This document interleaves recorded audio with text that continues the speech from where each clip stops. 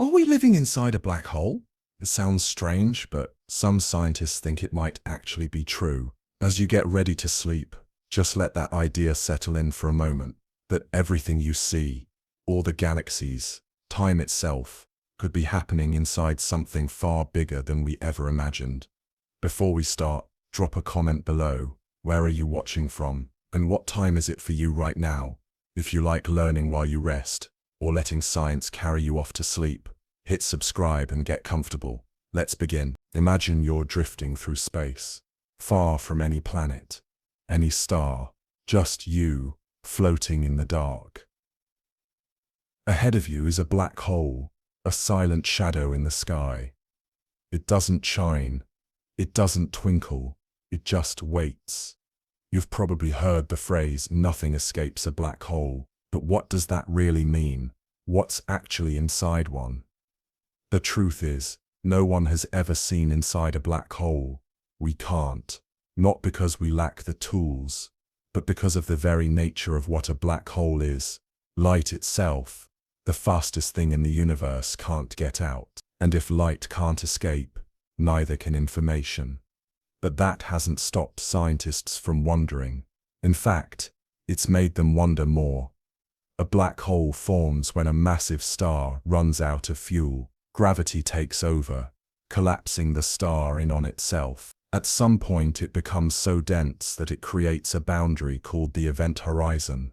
Once something crosses this boundary, it can't come back out. Not a spaceship, not a photon, not even time, in the way we understand it. Inside that event horizon, all the rules of the universe change. Einstein's general theory of relativity tells us that gravity is really just the bending of space and time. Massive objects like stars bend space-time around them.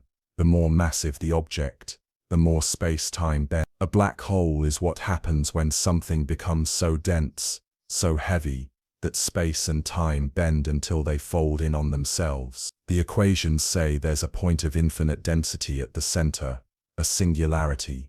But what does that mean?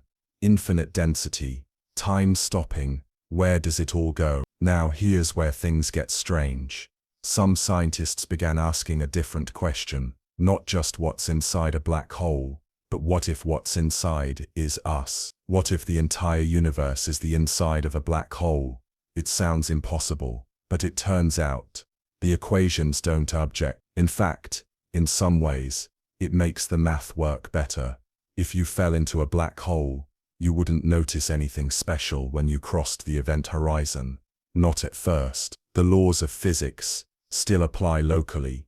Gravity doesn't crush you instantly. You drift, you fall, and the deeper you go, the more space stretches. Time slows down. From the outside it looks like you're frozen at the edge, but from your perspective you keep moving. Now imagine this on a cosmic scale. Our universe has a horizon, a limit beyond which we can't see, not because of distance, but because of time.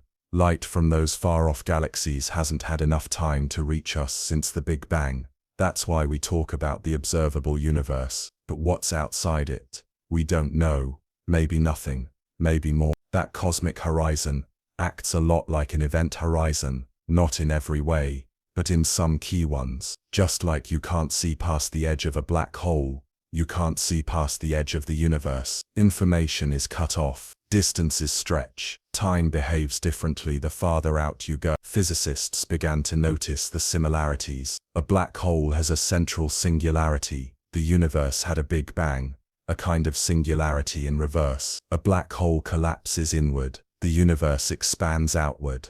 Could those be two sides of the same process? One proposal suggests that the Big Bang wasn't the beginning of everything, but the end of something else. The collapse of a star, in another universe. A black hole formed over there, and what's inside it? Our universe, the birth of time, the stretching of space. Everything we know, unfolding inside what appears to be a singularity from the outside. From that perspective, we aren't looking at black holes from the outside, we're living in one. That would mean our entire universe is the interior of a black hole, and the event horizon is the edge of what we can observe, a one-way boundary, where information gets trapped. just like the edge of our universe, and just like a black hole. It's more than just a weird idea. Some equations in general relativity actually allow this kind of structure. They describe a region inside a black hole that looks mathematically like an expanding universe. Inside, space can grow, time can move forward, and to the people inside, everything would seem perfectly normal until they tried to look beyond the horizon. Of course, that brings up more questions than answers. If we live inside a black hole, whose black hole is it? What kind of universe is outside ours? Are there other black holes in that world, each with their own universe inside? Could this happen again and again, endlessly, with universes inside universes, like Russian dolls made of space and time? And what happens at the core? If the center of a black hole is a singularity, a point where our equations break down, does that mean our universe is doomed to collapse one day? Or is the singularity just an illusion, a placeholder for physics we don't yet understand? Some scientists think quantum mechanics may smooth out the singularity, replacing it with something else entirely, a bounce, a transition, a wormhole, or maybe a bridge to another reality. What we do know is this: space is not flat, time is not fixed, gravity warps everything, and black holes might not be what we thought. They could be doorways, or beginnings, or ends. The more we learn about them, the more they seem to echo the structure of our universe itself. Their behavior, their temperature, their entropy, the way they interact with quantum fields, all have eerie parallels with the way the universe behaves at large. Black holes radiate, slowly, quietly. Stephen Hawking showed us that. It's called Hawking radiation. That process could eventually cause a black hole to evaporate. But here's a strange twist. If our universe is a black hole, what happens when it evaporates? Does time stop, or does it just start over? Do black holes die? Do universe, or does it all just keep folding in and expanding out endlessly? As you rest tonight, these questions don't need answers, they just need space, because the universe is not only stranger than we imagine, it may be stranger than we can imagine. And still, here you are, lying still, breathing gently, inside a universe where the impossible is possible, where up and down aren't always what they seem, where time bends and space expands, where light can fall and never return, and maybe, just maybe, where you are right now, is already inside a black hole, and you wouldn't even know it. Not at first, not until you looked closely, not until you closed your eyes and listened. Think about the last time you looked up at the night sky, just for a moment. The stars scattered across the darkness, a quiet ocean of light. It feels endless, doesn't it? But what if that endlessness is just the inside of something else? Something massive, something enclosed, a cosmic shell so immense that we can't see it for what it really is. That's the heart of a theory many physicists have wrestled with. What if our entire universe is the interior of a black hole? Not metaphorically, not hypothetically, but literally a real black hole, formed in some parent universe, where we exist not as a side effect, but as the central event. At first glance it seems absurd. We picture black holes as dangerous voids scattered across space. But what if they're more than that? What if every black hole is actually a seed, and inside that seed is a brand new universe, unfolding in its own space and time? Let's step back for a moment.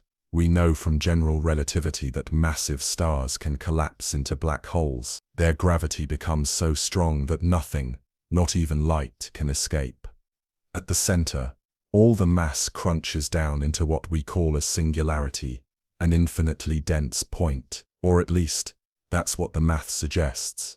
But infinities are warning signs in physics. They often mean something deeper is going on, something the current theory can't explain. So some physicists began wondering, what if the singularity isn't the end of the story? What if it's the beginning of a new one? Here's how the theory unfolds. When a star collapses and forms a black hole, space-time doesn't just stop. According to the equations of general relativity, the interior of a black hole could contain more than just a crushing point. Under certain solutions, like the Einstein-Rosen bridge, or extended Schwarzschild geometry, there's room for another region of space-time to open up on the other side, a region that grows, that has its own timeline, its own space, its own evolution. In other words, a universe, not just a science fiction idea, a serious mathematical solution. A black hole could contain an entire universe inside it, a universe that from the inside doesn't feel like the inside of anything at all. To observers inside this new region, everything would seem normal. They'd see galaxies' expansion, the arrow of time, all the features of what we call the universe, but they wouldn't be able to see the black hole from the outside, because they're already inside it. Let that sink in. Our Big Bang, the moment time began for us, could be the result of a star's collapse in another universe. Not the beginning of everything, but a transformation of something else. A cosmic recycling, a doorway, a bridge from one reality to another. It's not just poetic, it's mathematically consistent with general relativity. Of course, there's a problem. Relativity alone doesn't give us the full picture. When we get down to the level of singularities and extreme gravity, we need quantum mechanics, and that's where the mystery deep. Combining quantum theory with gravity is one of the greatest challenges in physics. But as researchers try to unite them through ideas like string theory, loop quantum gravity and holographic principles, a pattern starts to emerge. Some versions of string theory suggest that singularities aren't points of destruction, but places where space-time bends into something new. Loop quantum gravity hints that the universe might bounce instead of crunch, and the holographic principle, one of the most intriguing, proposes that the information inside a volume of space can be described by data on its boundary, like a cosmic memory etched on the edge. So, if our universe has a boundary, a horizon, like a black hole does, could it be that everything happening inside is just one layer of a much bigger structure? It's strange to consider that our whole universe might be the inside of something else, but it could also explain some of the greatest puzzles in cosmology. Take the horizon problem. The universe looks almost exactly the same in every direction. Same temperature, same density, even in regions that couldn't possibly have been in contact with each other in the early universe. How did they become so similar? If the universe were born inside a black hole, that symmetry could be inherited from the structure it formed from, a kind of cosmic imprint from the parent universe. Or consider the mystery of why the universe is expanding, and why that expansion is accelerating. Standard models invoke dark energy, a force we don't fully understand. But if our universe is the inside of a black hole, the acceleration could be a natural result of the geometry, the way space-time expands within that structure. Even the size and temperature of the universe today could match what we'd expect from the interior of a black hole of a certain mass. The pieces begin to line up. Not perfectly, not completely, but enough to make scientists stop and think. In 2014, physicist Nikodem Poplavsky published work suggesting that black holes might be natural gateways to new universes. In his model, when a star collapses and forms a black hole, the matter doesn't just disappear, it flows into a new region of space-time, forming a new universe on the other side. In his theory, our universe may have originated in just this way, emerging from a black hole in a parent universe. Poplavsky's idea draws on Einstein-Cartan theory, a modified version of general relativity that includes a property called torsion. This torsion can prevent the formation of true singularities, smoothing them out, and allowing a bounce or birth instead of a breakdown. In that framework, the Big Bang wasn't a beginning, it was a transition. But let's come back to something more familiar. When you drop something into a black hole, say a star, or a planet, it gets compressed, stretched and distorted. From the outside it appears frozen at the event horizon, but from the inside, something else could be happening entirely. Space could be stretching, expanding, time could be moving forward in a totally different way. If you lived inside that structure, it wouldn't feel it would feel normal, like a vast quiet universe, with galaxies and light, like the one you see when you close your eyes and picture the stars. That's what makes this theory so interesting, and so challenging, because it doesn't just sound possible, it could be happening right now, and we wouldn't even know it. It doesn't change what we experience. It doesn't make the stars shine less brightly, but it might change how we understand where we are, and how we got here. If every black hole is a seed for a new universe, then the cosmos might be far more fertile, and far more connected, than we ever imagined. One black hole becomes one universe. That universe forms stars. Those stars collapse into new black holes. And inside each, a new universe unfolds. An infinite cycle. A cosmic web. Realms within realms. Each unaware of the others, but linked by gravity and the structure of space-time itself. And if that's true, then right now, you may be lying inside a black hole, not as a prisoner, but as a traveler, not collapsing inward, but expanding outward, not falling, but flying, because from the inside, that's what it feels like, a gentle, quiet unfolding of space and time, one breath at a time. Think back to the beginning of everything. Not the beginning of your day, or the beginning of your life, but the beginning of time itself. The moment when the entire universe was somehow compressed into a single point, and then somehow exploded outward. The Big Bang, that phrase has become so familiar, almost casual. We use it in textbooks, documentaries, and classrooms, but if you really stop and think about it, it's still the most mysterious event in all of science. What does it even mean that the universe began? That space itself had a starting point. That before that, there wasn't even a before. For decades, the Big Bang theory has described the universe's origin. It tells us that the universe began from a hot, dense state around 13.8 billion years ago, and has been expanding ever since. We can see its fingerprints, the leftover glow of the early universe, the cosmic microwave background, still echoes around us. The way galaxies are moving away from us faster and faster matches the predictions. Even the relative amounts of hydrogen and helium support the story. But as complete as the Big Bang theory seems, there's still a problem. It doesn't explain what banged, or why it banged, or what came before the bang at all. In fact, the theory breaks down at the very beginning, the first tiny fraction of a second, when densities and temperatures go beyond anything our current physics can handle.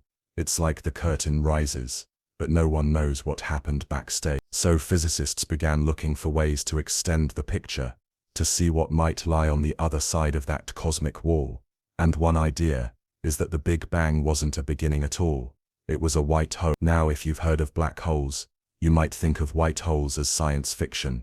They're opposite twins, but they're a real solution to Einstein's equations. While a black hole pulls everything in, never letting anything escape, a white hole does the opposite. Nothing can enter it, and everything inside is being pushed out. Imagine a place in space where matter explodes outward, endlessly, from a single point, but where nothing can fall back in. That's what a white hole would be, and suddenly, it starts to sound very familiar. An expanding region of space, a point of origin, an event horizon you can't cross. It sounds a lot like the Big Bang. What if the Big Bang was a white hole, a cosmic eruption, where matter and energy emerged, not from nothing, but from somewhere else? From the inside of a black hole perhaps, from the collapse of a previous universe, or even from another layer of reality entirely. This is more than just a poetic reversal. Some physicists believe this idea could solve several problems at once. For example, a white hole Big Bang could explain the apparent time asymmetry of the universe. Why time moves forward, not backward. If matter emerges from a white hole, the arrow of time is built into the process. It moves outward, like the flow of a river from a source. It could also explain the uniformity of the universe, how different regions ended up with the same temperature and density, even though they couldn't have communicated with each other in the early moment. If they all emerged from the same internal structure, the same white hole eruption, their properties could be synchronized from the start. There's even a specific theoretical model called a black hole bounce that describes this. In that model, when a massive object collapses into a black hole, quantum gravity prevents it from forming a singularity. Instead, it reaches a point of maximum density, then bounces, reversing into expansion. The black hole becomes a white hole, and what was once a collapse becomes a burst. From the outside, the process is slow. Time stretches near the event horizon, but from the inside, time flows normally, and a new universe unfolds. That new universe could be ours. Some theories go even further. They propose that all black holes contain white holes, and that every white hole is the birth of a new universe, which means that black holes aren't just ends, they're beginnings, portals, gateways, See, and if our universe is expanding, like a white hole, it could be that we're still riding the momentum of that first release, still moving outward from that original boundary, unaware of what lies beyond. But there's another wrinkle. White holes, as originally conceived, are unstable. They tend to collapse or fade quickly. So how could one last long enough to become a universe? This is where quantum theory steps in. Quantum gravity, still a developing field, suggests that space and time may be discrete, like pixels on a screen. They can bend, stretch, and even tear, but they don't go to infinity.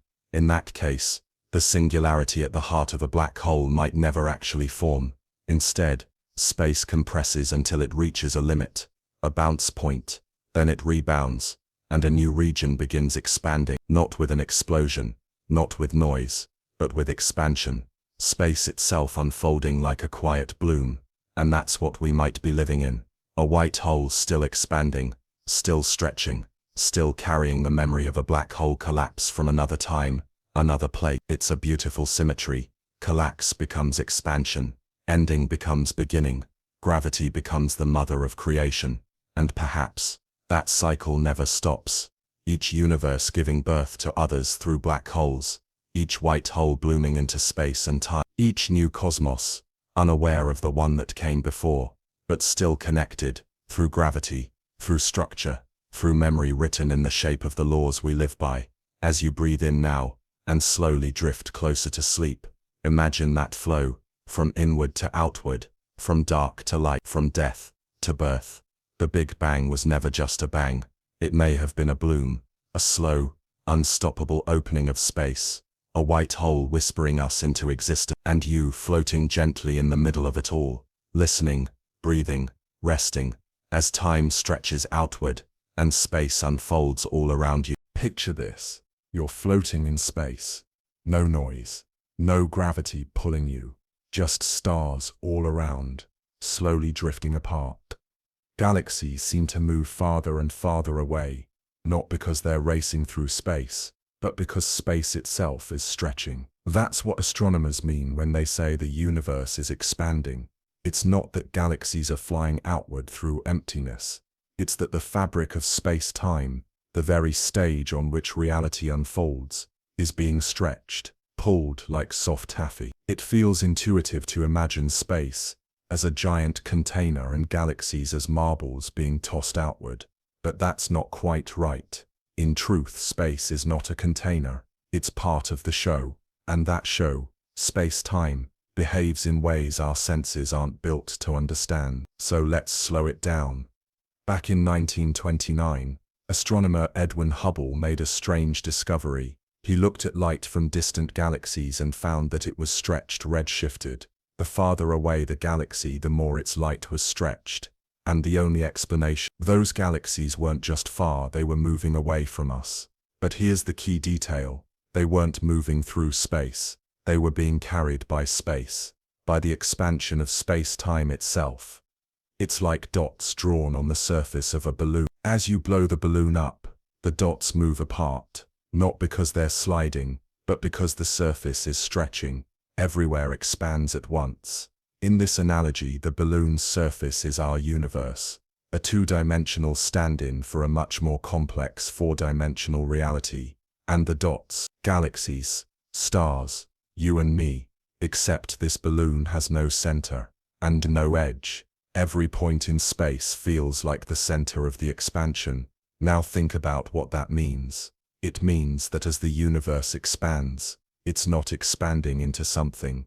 It's not pushing out into empty space. There is no outside. Space itself is growing, between galaxies, between clusters, even between light waves. And here's where the illusion begins. To us it seems like everything is flying outward. But if you could step outside the universe, if that were even possible, you wouldn't see marbles flying into darkness. You'd see the fabric of space-time stretching, silently, carrying everything with it. But what causes that stretch? That's where gravity, dark energy, and possibly even black hole theory come in. According to Einstein, mass and energy bend space and time, and in turn the shape of space and time tells matter how to move. It's a feedback loop. In regions of high density like stars or black holes, space is curved inward, but on cosmic scales the average density of matter is very low, and strangely enough, the equations suggest that space should not only expand, it should accelerate, and that's exactly what we see. In 1998, scientists discovered that the expansion of the universe isn't slowing down, it's speeding up.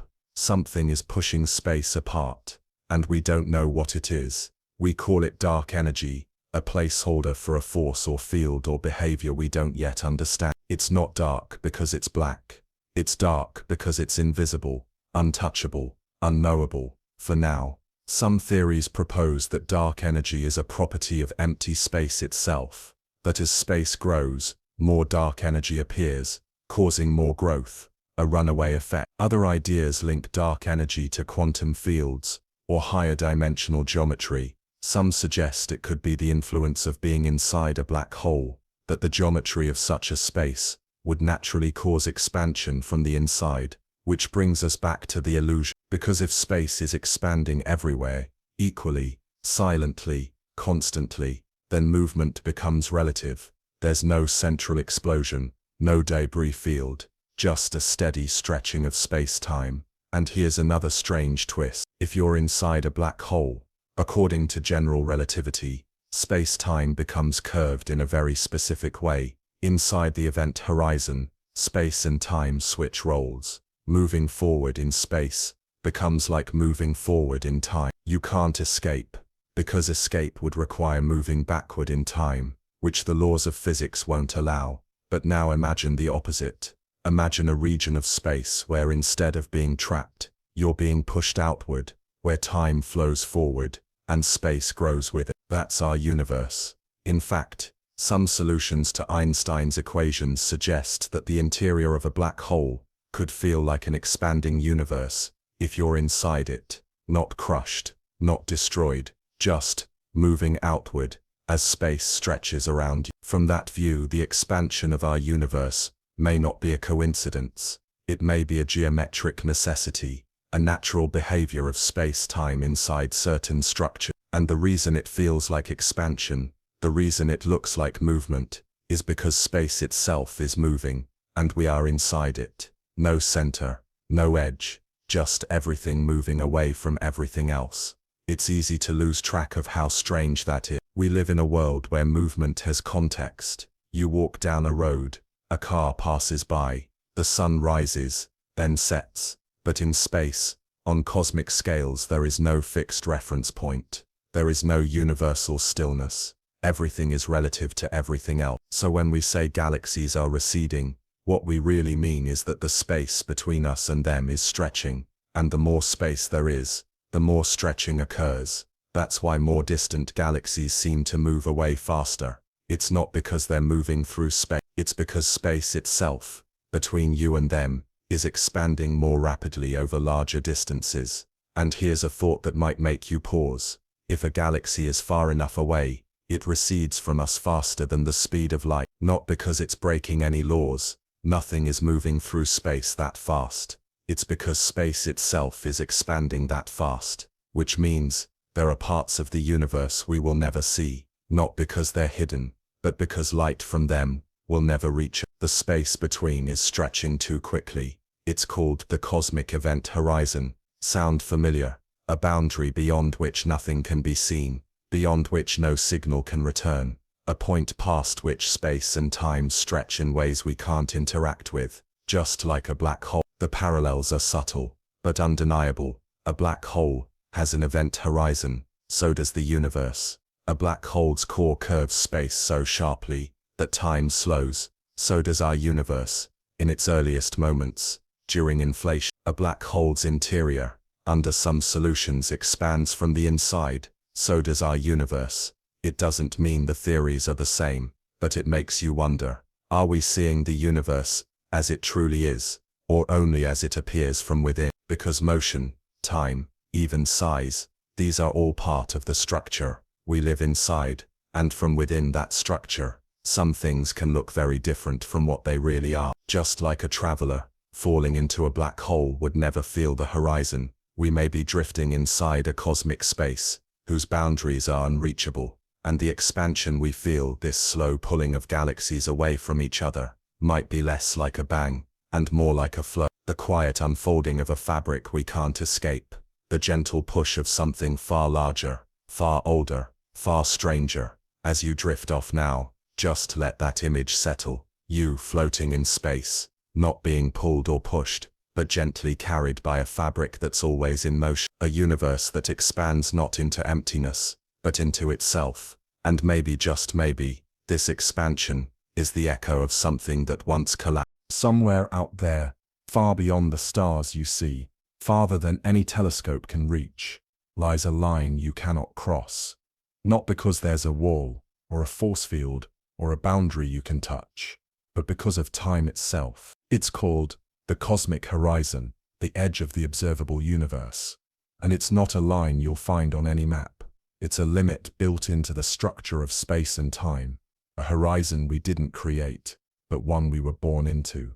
Now hold that thought, because deep in space, there's another kind of boundary, the event horizon of a black hole, a point of no return, where the pull of gravity becomes so strong that not even light, the fastest thing in the universe, can escape. To the outside world, anything that crosses this line disappears. Its light fades, its signals vanish. It is for all practical purposes gone, but from the inside, the journey continues, quietly, inevitably, towards something deeper, stranger, and still unknown. Two horizons, two limits, one in the cosmos, one in the black hole, and here's where it gets interesting. In many ways, they behave the same. Let's take the event horizon first. A black hole is formed when a massive star collapses under its own gravity. As it shrinks, the pull grows stronger, so strong that it creates a boundary, not a physical barrier, but a mathematical one, a place where if you cross it, you can never come back. It's not that you stop existing, it's that you fall into a region of space-time that is so curved, so distorted, that every possible path forward leads inward. Every second pushes you closer to the core. There is no route back, no escape, only descent. Now let's return to the cosmic horizon. In the early 20th century, scientists realized that our universe is expanding, not like a balloon filling up inside a room, but like the fabric of space itself, growing, stretching in every direction. As it expands, light from distant galaxies travels toward it. But if a galaxy is far enough away, something strange happens. The space between us and that galaxy stretches so quickly that its light is pulled away faster than it can move forward. It's not that the light stops, it's that it never arrives. There comes a distance about 46.5 billion light-years away, beyond which no new light will ever reach us. Not because the light isn't moving fast enough, but because the space it's traveling through is expanding faster than the light itself can keep up. And that's the cosmic horizon. Not a wall, not an edge, but a soft moving boundary, determined by time, distance, and the expansion of space. So here's the strange parallel. In both cases, black hole and universe, we are looking at a kind of horizon, a point beyond which we cannot receive information, a place where causality breaks down, where knowledge becomes impossible. In both cases, the horizon hides something. For black holes, it hides what happens inside. For the universe, it hides everything beyond the observable limit. And in both cases, it's not just about distance, it's about time. When you look at a star inside a black hole's event horizon, the star is already past the point of no return, but from far away it appears frozen at the edge. Time slows down as it approaches the boundary, until it seems to stop entirely. The same thing happens, in a way, with the cosmic horizon. Light from the edge of the observable universe is ancient. It's taken nearly 14 billion years to get here. But because space has been stretching all that time, the source of that light is now much farther than 14 billion light-years away. It's a frozen image of a younger universe, a snapshot of a time and place we'll never visit. Because by the time the next moment of light from that galaxy arrives, if it ever does, we will have changed, and so will it. That distance, that frozen boundary, is our version of an event horizon. And here's where the theory deepens. Some physicists believe that the similarities between these horizons aren't just coincidence. They might be telling us something profound about the shape of reality. If our universe has a horizon like a black hole, if information can't reach us from beyond a certain point, if space and time behave the same way at large scales as they do in the geometry of black holes, then maybe our universe is a kind of black hole, or something closely related. Think about the structure again. A black hole is a region with an event horizon. Inside, space can stretch, time can move forward. Observers inside see a world that seems perfectly normal, until they try to look out. Now imagine the universe. It too has a horizon. It too has an interior region, where space expands and time moves forward, and we, the observers inside, see a world that feels normal, until we try to understand what lies beyond. Even the thermodynamics of black holes seems to match. Stephen Hawking showed that black holes have entropy, a kind of information content proportional to the surface area of their event horizons. Not the volume inside, but the area of the boundary. It's one of the strangest results in physics. The information inside a region of space may be stored on its surface. This leads to something called the holographic principle, the idea that our three-dimensional universe may actually be a projection from a two-dimensional surface, much like a hologram. And what's the most obvious two-dimensional surface we can observe in the universe? The cosmic horizon, a boundary so far away we can't reach it, so subtle we almost forget it's there, but possibly the source of the very reality we live in. It's not just a poetic idea, it has mathematical weight. Theories like Agen's EFT correspondence, used in string theory, suggest that what happens inside a region of space can be described entirely by what's happening on its boundary. If that's true, then the event horizon of a black hole may not hide information at all, it may store it. And if that's true of black holes, could it be true of our universe? Could the cosmic horizon store the total information of our reality? Could our memories, our atoms, our galaxies, everything, be encoded on the edge? It's hard to say. We live inside the system we're trying to understand. It's like trying to see your own eyes without a mirror. Every measurement we make, every theory we build, comes from inside the horizon. But the clues are stacking up.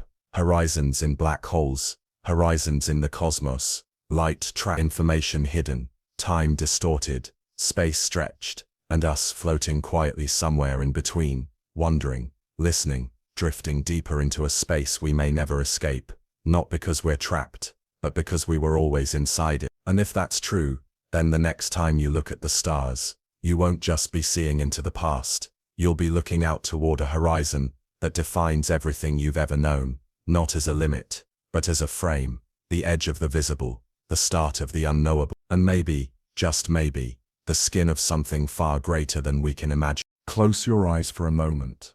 Imagine holding a photograph, a flat two-dimensional sheet, but when you tilt it toward the light, it shimmers with depth. Suddenly, you see a full three-dimensional image suspended in air, a hologram. Now imagine that effect on the scale of the entire universe, a world that feels completely three-dimensional, length, width, height, where you can move freely, stack objects, walk through rooms, and reach for the stars. But beneath that vivid structure, the entire thing might be encoded on a distant surface, a thin, flat boundary, carrying every detail of what you think is inside. That's the idea behind one of the most mind-stretching concepts in theoretical physics, the holographic universe theory. It doesn't mean the universe is an illusion. It doesn't mean we're not real, but it does suggest that what is real may not be where we think it is. This theory finds its roots in the study of black holes, places where gravity bends space and time so severely that they become nearly unrecognizable. As scientists tried to understand how black holes store information, they discovered something strange. The amount of information, the entropy that a black hole can contain, doesn't scale with its volume, but with its surface area. That's backwards from how we normally think. If you fill a box with sand, the more sand you add, the more information you need to describe the box. That scales with the volume, the three-dimensional space inside. But black holes don't follow this rule. Instead, their information, the total number of bits needed to describe them, grows with the area of their outer boundary, the event horizon. This discovery came from the work of physicists like Jacob Bekenstein and Stephen Hawking. Hawking's radiation calculations showed that black holes have a finite temperature, and therefore entropy. Bekenstein had earlier proposed that this entropy should be proportional to the surface area of the black hole, not its volume. The result stunned the scientific world. If information behaves this way in extreme space-time, maybe it does everywhere. That's where the holographic principle begins, proposed more formally in the 1990s by physicist Gerard Hooft, and further developed by Leonard Susskind. The principle suggests that the entire universe, everything within a volume of space, could be described by data encoded on the surface surrounding that space. In other words, all of reality might be a projection from a two-dimensional boundary, a cosmic hologram. But how could this be possible? The best-known mathematical realization of the holographic principle comes from string theory, in a formulation known as AGS. Don't worry about the acronyms. The important idea is this: in certain kinds of space-time, specifically anti-de Sitter space, the physics of gravity and space inside a volume can be perfectly matched by a simpler theory, without gravity on the surface of that volume. What's remarkable is that the surface theory has fewer dimensions. Three-dimensional physics, with time, space, gravity and all, emerges from a two-dimensional description. It's as if a flat code on the boundary generates everything we see and feel inside. Just like how computer code on a screen can render a complex 3D world in a video game, except here the game is reality. Now our universe isn't exactly anti-de Sitter space. It has positive curvature due to dark energy, but the correspondence still offers a powerful idea. Dimensions might be emergent. Space, gravity, even time, could rise out of something more fundamental, not particles, not waves, but information. This concept has radical consequences. It suggests that we live in a world where what we call space is not fundamental. It's built from relationships, correlations between quantum bits, called qubits. Just as pixels form an image, or code forms a website, these bits form space itself. And gravity, it might not be a force at all, it could be an emergent behavior, the large-scale result of how quantum information arranges itself on the boundary. In this view, the universe behaves like a quantum computer, processing data, linking bits, creating patterns that become particles, fields, atoms, and eventually stars, galaxies, and you. It also solves one of physics's greatest paradoxes, the black hole information problem. If a black hole destroys everything that falls into it, that would violate a principle of quantum mechanics that information must be conserved. But if all the information is stored on the event horizon, and if black holes slowly evaporate through Hawking radiation, then perhaps that information isn't lost. Perhaps it's slowly released back into the universe. And if that's true for black holes, what about the universe as a whole? What if the entire cosmos is like a massive black hole, with its own horizon, its own surface, and all the information encoded there? What if we are the holographic projection? Of course, none of this is certain. The holographic universe is still a theory, a powerful one, but incomplete. We don't yet have a fully working model that describes our universe in this way, but the pieces are being assembled. Mathematical models, quantum gravity theories, simulations that explore how space might emerge from entanglement, and always, the question: if the universe is a hologram, then what is the boundary made of? Where is it located? What determines what gets projected and what doesn't? And perhaps most unsettling, if everything we see is part of the projection, does that mean consciousness is too? Are our thoughts encoded on the edge of space, or are we reading the code, interpreting it like reflections in a mirror? There's no definitive answer yet, only clues, like the strange way quantum entanglement seems to link particles across space, instantly, without regard for distance, or the way the universe's entropy always increases, as if information is being stretched toward a boundary, or the fact that we keep finding hints in mathematics, in black holes, in thermodynamics, that surface areas matter more than volume. It's as if the universe keeps whispering, look at the edges, that's where the truth lives. So as you drift towards sleep, imagine this: a vast, empty universe, full of stars, galaxies, planets, and far away, a shimmering surface, not physical, not visible, but encoded with everything, like a canvas, holding a masterpiece, like a mirror, holding your reflection, and the life you live, the dreams you dream, the story of the universe itself, unfolding gently from the edge inward. At the center of every black hole, there's something we can't quite explain, something the equations warn us about, and then quietly fall apart. A place where gravity becomes infinite, density becomes unmeasurable, and time stops. It's called a singularity. In theory, it's the end of the line.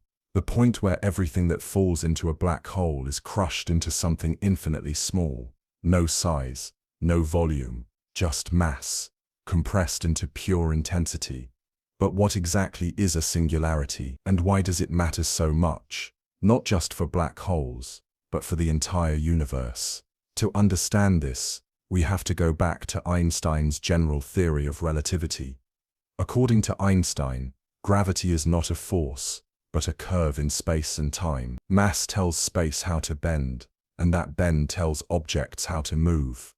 Under normal conditions, stars, planets, even galaxies, the equations of general relativity work beautifully. They describe the orbits of planets, the bending of light around stars, and the motion of galaxies across the cosmos.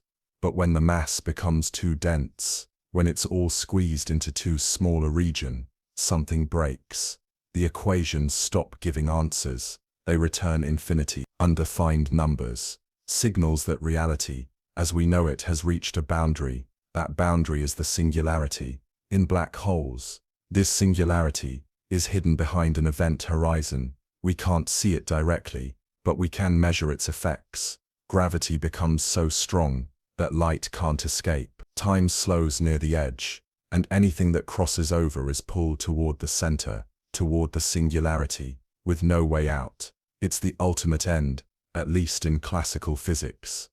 But here's where things get truly strange, because the Big Bang, the origin of our universe, is also described as a singularity, a point where space was infinitely small, infinitely dense, and then expanded, a moment when time began, a place where the same equations break down. So now, singularities exist at both ends of the cosmic timeline, at the heart of every black hole, and at the very start of the universe itself.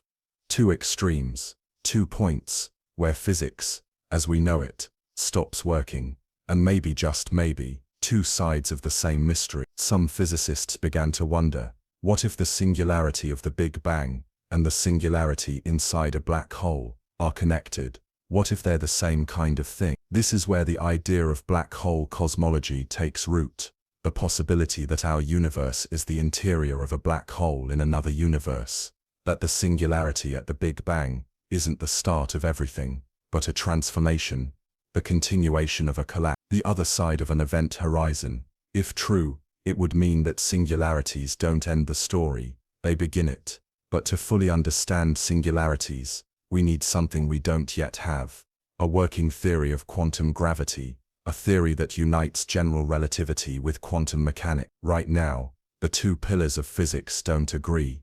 Relativity governs the large, stars, planets, gravity, space-time. Quantum mechanics governs the small, atoms, particles, uncertainty, probability. Each works perfectly in its own domain. But when they meet, in places like singularities, they clash. Quantum theory refuses to accept infinities. It insists on rules, on structure, even at the smallest scales.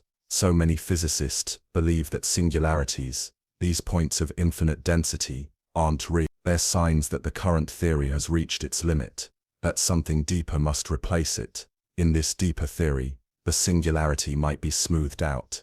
It might become a finite region, incredibly dense, yes, but not infinite. A place where space and time curve sharply, but still follow rules. And if such a theory exists, it could explain what lies at the center of black holes, and what really happened at the Big Bang. One leading candidate is loop quantum gravity, a theory that suggests space is made of tiny discrete loops, not continuous, like a sheet, but granular, like a fabric woven from quantum threads.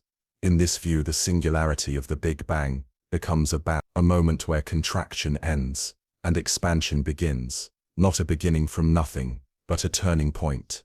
Other theories, like string theory, imagine the singularity as a place where strings, tiny vibrating units, reach their highest energy, but still remain finite. Either way, the message is clear. Singularities may not be places where everything ends. They may be transitions, portals, choke points in the flow of space and time, and that changes how we think about the universe. Because if every black hole leads to a singularity, and if singularities lead to expansion, then maybe black holes don't just swallow matter, maybe they seed new universes. Each collapse giving rise to a new space-time, hidden behind its own horizon, and our own universe. Perhaps it began not from a unique, unexplained event, but from the singularity of a black hole in another world, a cycle, a network, a cosmic branching of realities. Of course, this is all still theory. The singularity remains hidden, unreachable. No signal can escape from it. No observation can see past the event horizon.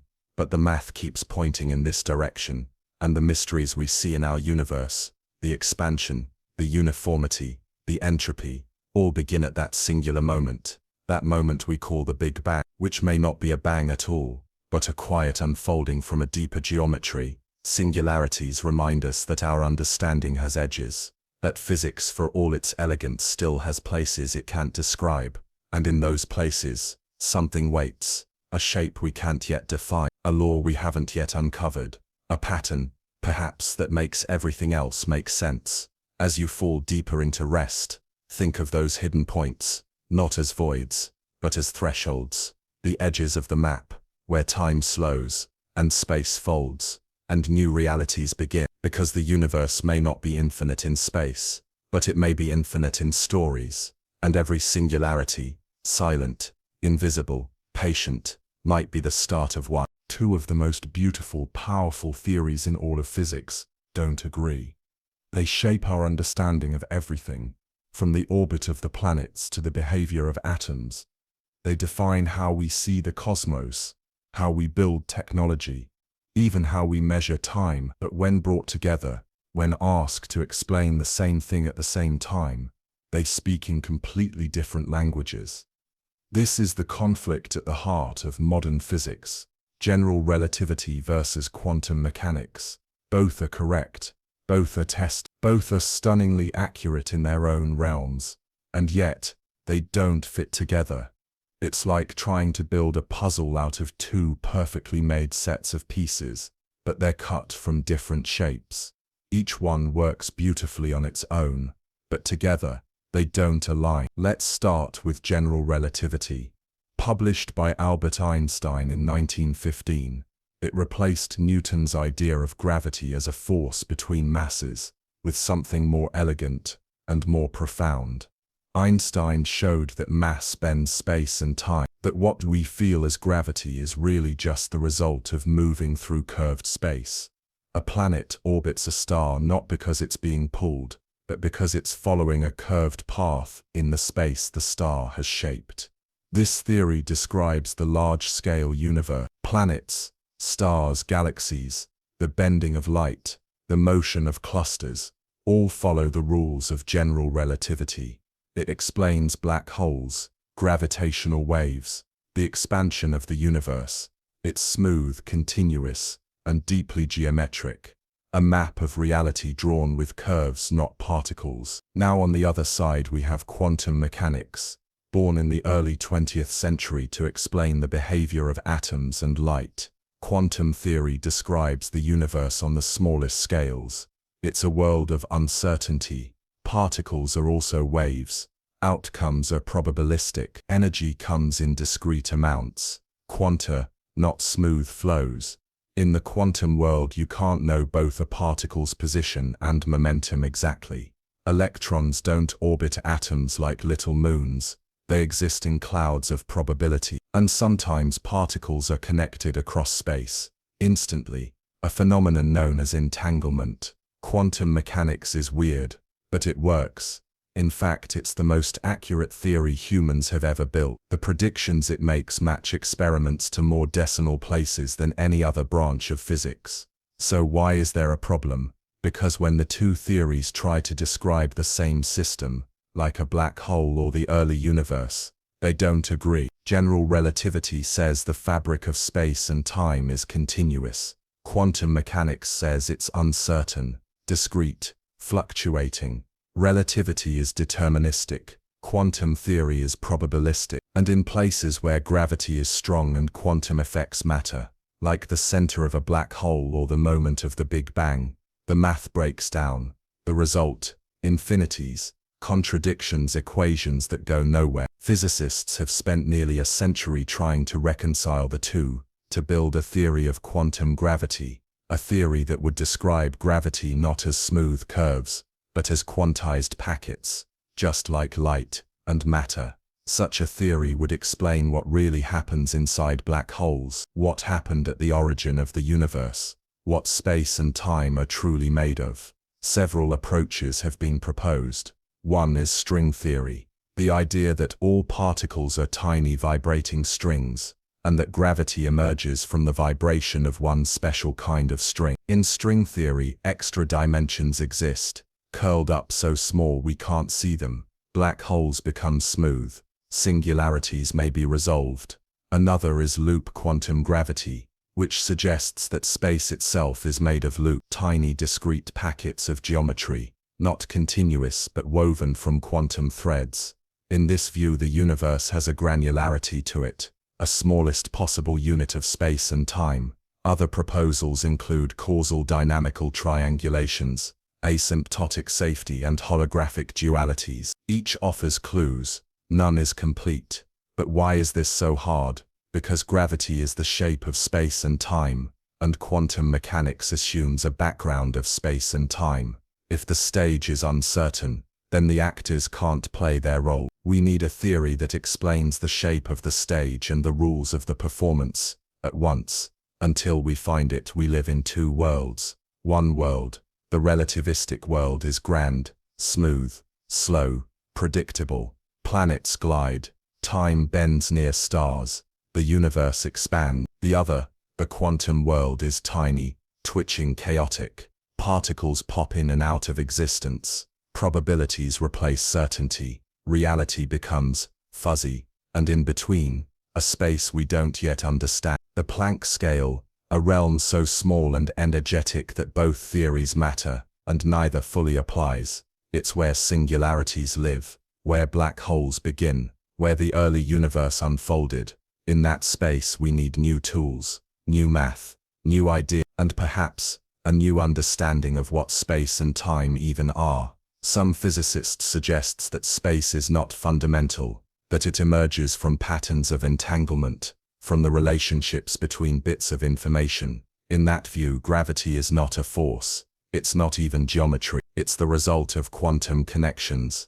This is where the holographic principle we discussed earlier comes back into play. If the behavior of gravity can be encoded on a boundary, a surface, then maybe space and gravity are just the large-scale expressions of deeper, simpler rules. Maybe we don't need to bend space to get gravity. Maybe we just need enough connections. And if that's true, then the conflict between relativity and quantum mechanics might not be a contradiction at all, but a clue, a sign that both are right, from different perspectives. That one describes the forest, the other, the trees, and that together, they form a larger picture, one we haven't fully seen yet. As you rest now, feel the tension between these two visions, the smooth, curving dance of planets, and the twitching, uncertain song of particles. They are opposites, but they are also partners, each reaching toward the other, like hands across a divide.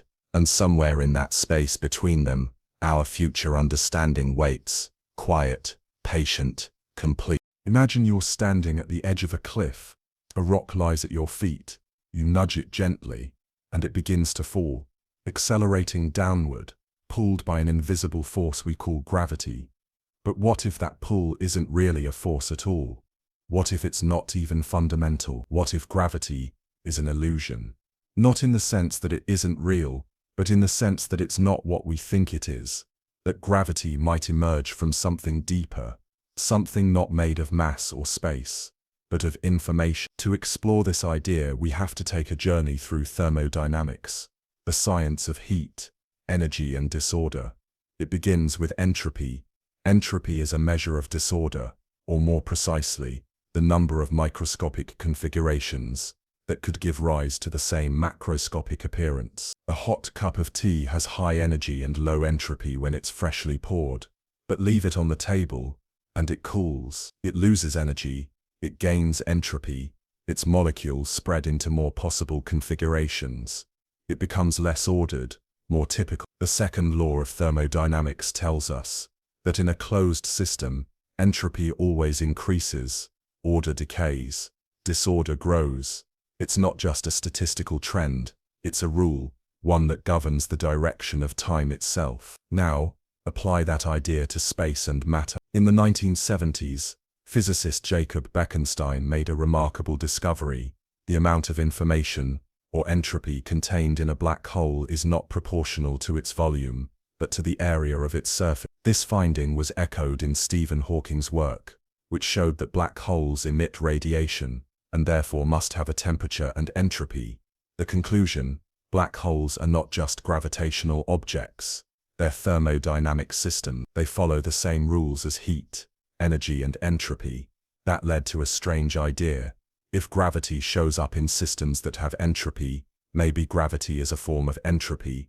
Enter physicist Eric Verlinde. In 2011, Verlinde proposed a bold new theory, that gravity is not a fundamental force at all, but an emergent phenomenon arising from changes in information. His proposal, known as entropic gravity, suggests that the motion of matter through space isn't caused by an invisible force pulling it, but by the natural tendency of systems to increase their entropy. In other words, matter moves the way it does, because that movement increases the disorder, or more precisely, the number of possible microstates of the system.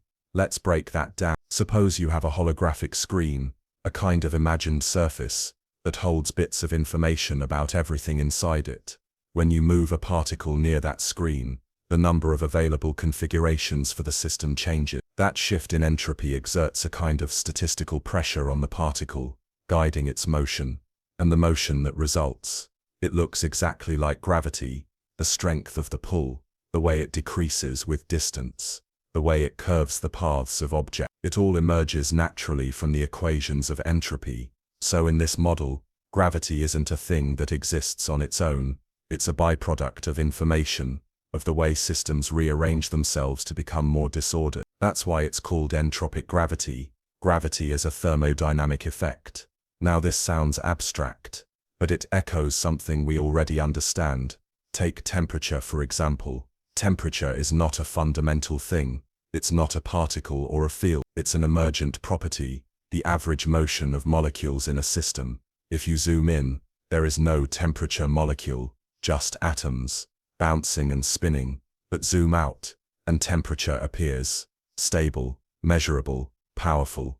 Verlinde suggests gravity works the same way. Zoom in far enough, and there is no graviton, no fundamental force pulling objects together, just patterns of information, rearranging, and as those patterns shift, motion emerges, objects fall, planets orbit, galaxies rotate, all from entropy. But why is this idea important? Because it could explain some of the biggest mysteries in modern physics. For example, dark matter. Galaxies spin faster than they should, given how much visible matter they contain. Something seems to be adding extra gravity, an unseen mass holding everything together. But in the entropic gravity model, this extra gravity might not require new matter. It could arise naturally from the entropy of space itself, from the information stored on the cosmic horizon. In other words, the structure of space-time, when treated thermodynamically, might mimic the effects of dark matter.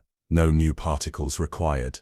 It's a radical idea, not yet proven, but intriguing, because it reframes what we think gravity is. Not a fundamental interaction like electromagnetism, but a large-scale illusion, a thermodynamic consequence of deeper invisible rules. It also aligns with other emerging ideas, like the holographic principle. If space itself is a projection of quantum information, then gravity, which arises from space-time curvature, might be the result of those projections shifting and rebalancing. Think of a rubber sheet covered in marbles. Each marble curves the sheet slightly. But what if the sheet isn't physical? What if the curve is just a map of how information is distributed? In that case, the marbles roll toward each other not because of a pull, but because the most probable, The most entropic configurations are the ones where they move closer. Gravity becomes the flow of probability, the path of maximum entropy, and time, well, entropy, defines the arrow of time. We experience time moving forward because entropy increases. In this view, both gravity and time flow in the direction that maximizes entropy. The more disorder, the more likely the future.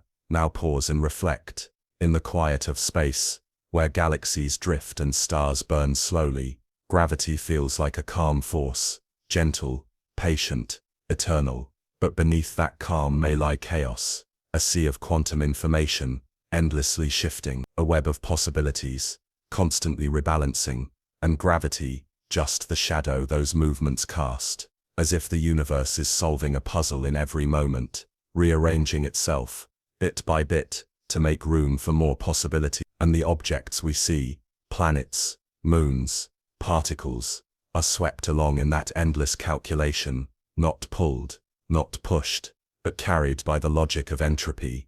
As you breathe in, and begin to settle deeper into rest, let that thought linger.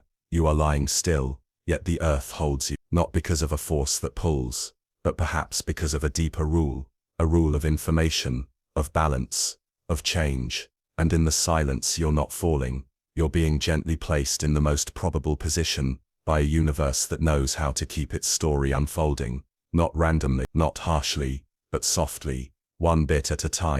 Black holes are often imagined as cold, silent voids, inescapable traps where everything, even light, vanishes without a sound.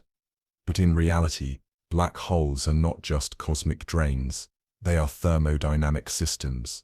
They have temperature, they radiate energy, they obey laws not just of gravity but of heat and entropy. And the deeper we study these laws, the more we begin to wonder, could the entire universe behave like a black hole? Could the same rules that govern these mysterious objects govern everything? Let's begin with a simple idea. Thermodynamics is the study of energy, how it moves, how it changes, how it flows.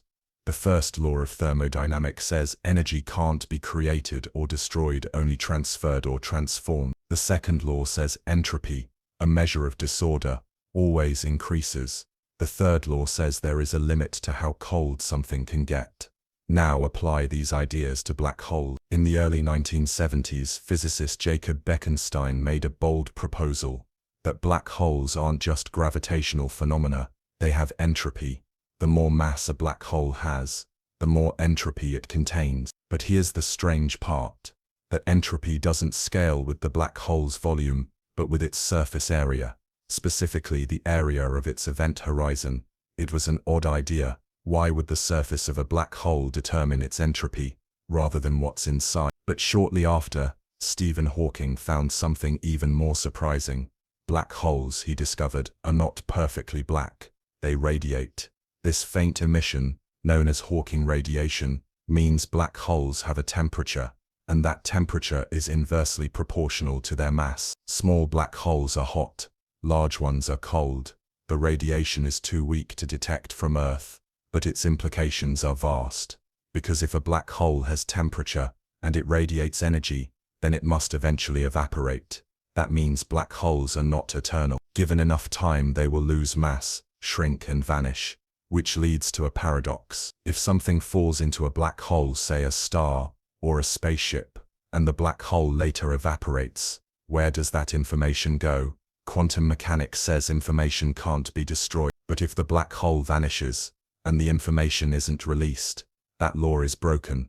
This is called the black hole information paradox, one of the great unresolved puzzles of physics. But hidden inside this paradox is a deeper idea, that black holes are governed by thermodynamic laws, just like steam engines, or cups of tea, or the whole Earth. And maybe, so is the universe itself. The parallels are hard to ignore. Black holes have entropy, so does the universe. Black holes have temperature. The universe too has a cosmic background temperature, left over from the Big Bang. Black holes expand or contract, and the universe is expanding too. In fact, the laws of black hole thermodynamics, first written down by James Bardeen, Brandon Carter, and Stephen Hawking, mirror the ordinary laws of thermodynamics. First law, Energy conservation. Black hole mass changes with energy input or loss. Second law. Entropy increases. The area of the event horizon never decreases. Third law. Absolute zero unreachable. A black hole can't be cooled to zero temperature. But the most intriguing connection is this. In black holes, entropy is stored on the surface. The boundary holds the information. In the universe, the cosmic horizon, the edge beyond which we cannot see, may behave the same way. That's the basis of the holographic principle we've touched on earlier. If black holes encode their contents on their surface, perhaps the universe does too. That would mean that everything inside, stars, galaxies, even space itself, is a kind of thermodynamic illusion, built from data stored on a distant screen. It's not just philosophical, it's mathematical. The entropy of the universe based on the cosmic microwave background, dark energy, and black holes may match what you'd expect from a closed thermodynamic system. Even the expansion of the universe may be a thermodynamic process. Some theories suggest that the universe's growth is not driven by dark energy alone, but by entropic forces, the same kinds of statistical tendencies that give rise to temperature and pressure. Imagine the universe as a system, trying to maximize its entropy, to explore every possible configuration, to spread its energy, to reach equilibrium. The result: expansion, structure formation, star birth and death, the rising complexity of life, followed by eventual decay, all thermodynamic steps in a cosmic process. If black holes are little pockets of this process, intense, isolated systems that radiate and evolve, then perhaps the universe is just the largest black hole of them all, with its own horizon, its own radiation, its own deep logic. There are even speculative theories that connect the universe's total energy and entropy to the mass of a hypothetical black hole that could contain it. The numbers line up more closely than you might expect. So what does it mean? It means that gravity may not be the primary story, that space and time may not be the foundations, that behind it all is thermodynamics, entropy, heat, radiation, information. These may be the true building blocks of the cosmos. Black holes, once seen as dangerous singularities, become guides. They show us the rules of the universe, turned up to their highest setting.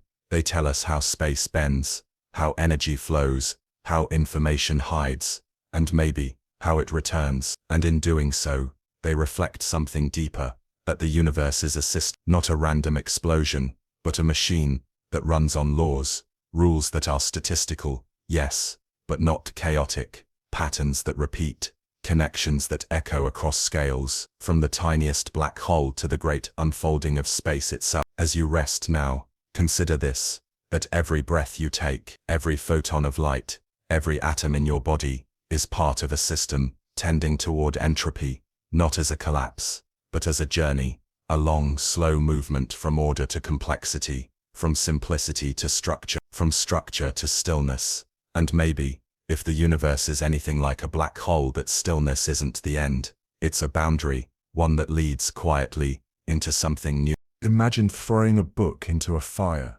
The pages curl, darken, and disappear into flame. At first glance, it seems like the story is gone forever.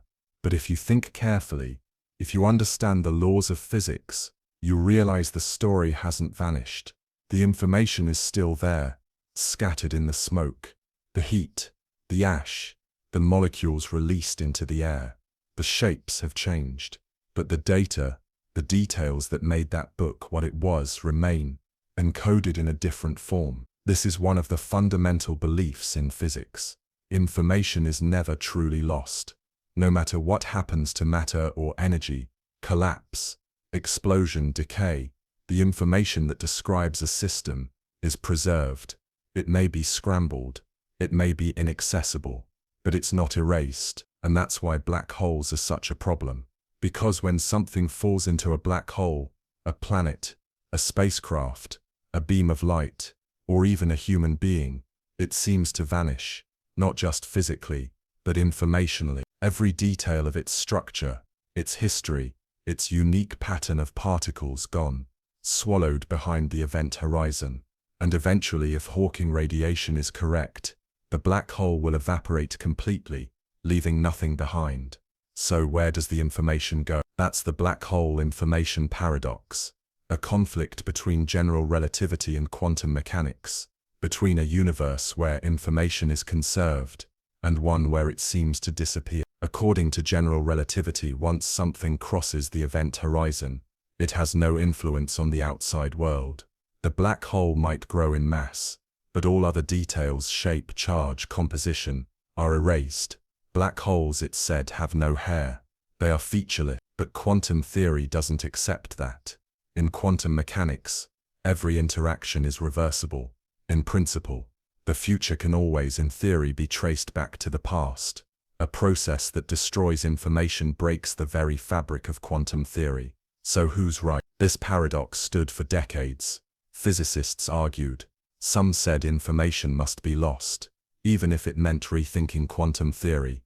Others said the information must escape somehow, even if we don't yet understand how. And slowly, piece by piece, a new picture began to emerge. One clue came from Hawking radiation itself. Although originally described as purely random, radiation produced by quantum fluctuations near the event horizon, later theories suggested that this radiation might carry subtle correlation, that the information could be encoded in the radiation itself, in patterns too faint to detect, but still real. If true, this would mean that as the black hole evaporates, the information isn't destroyed, it's slowly released, photon by photon in a highly scrambled form. Another clue came from string theory and the holographic principle. If all the information about what's inside a black hole is stored on its surface, the event horizon, then nothing is truly lost. It's just hidden on a two-dimensional boundary, a cosmic memory surface, encoding every detail that fell in.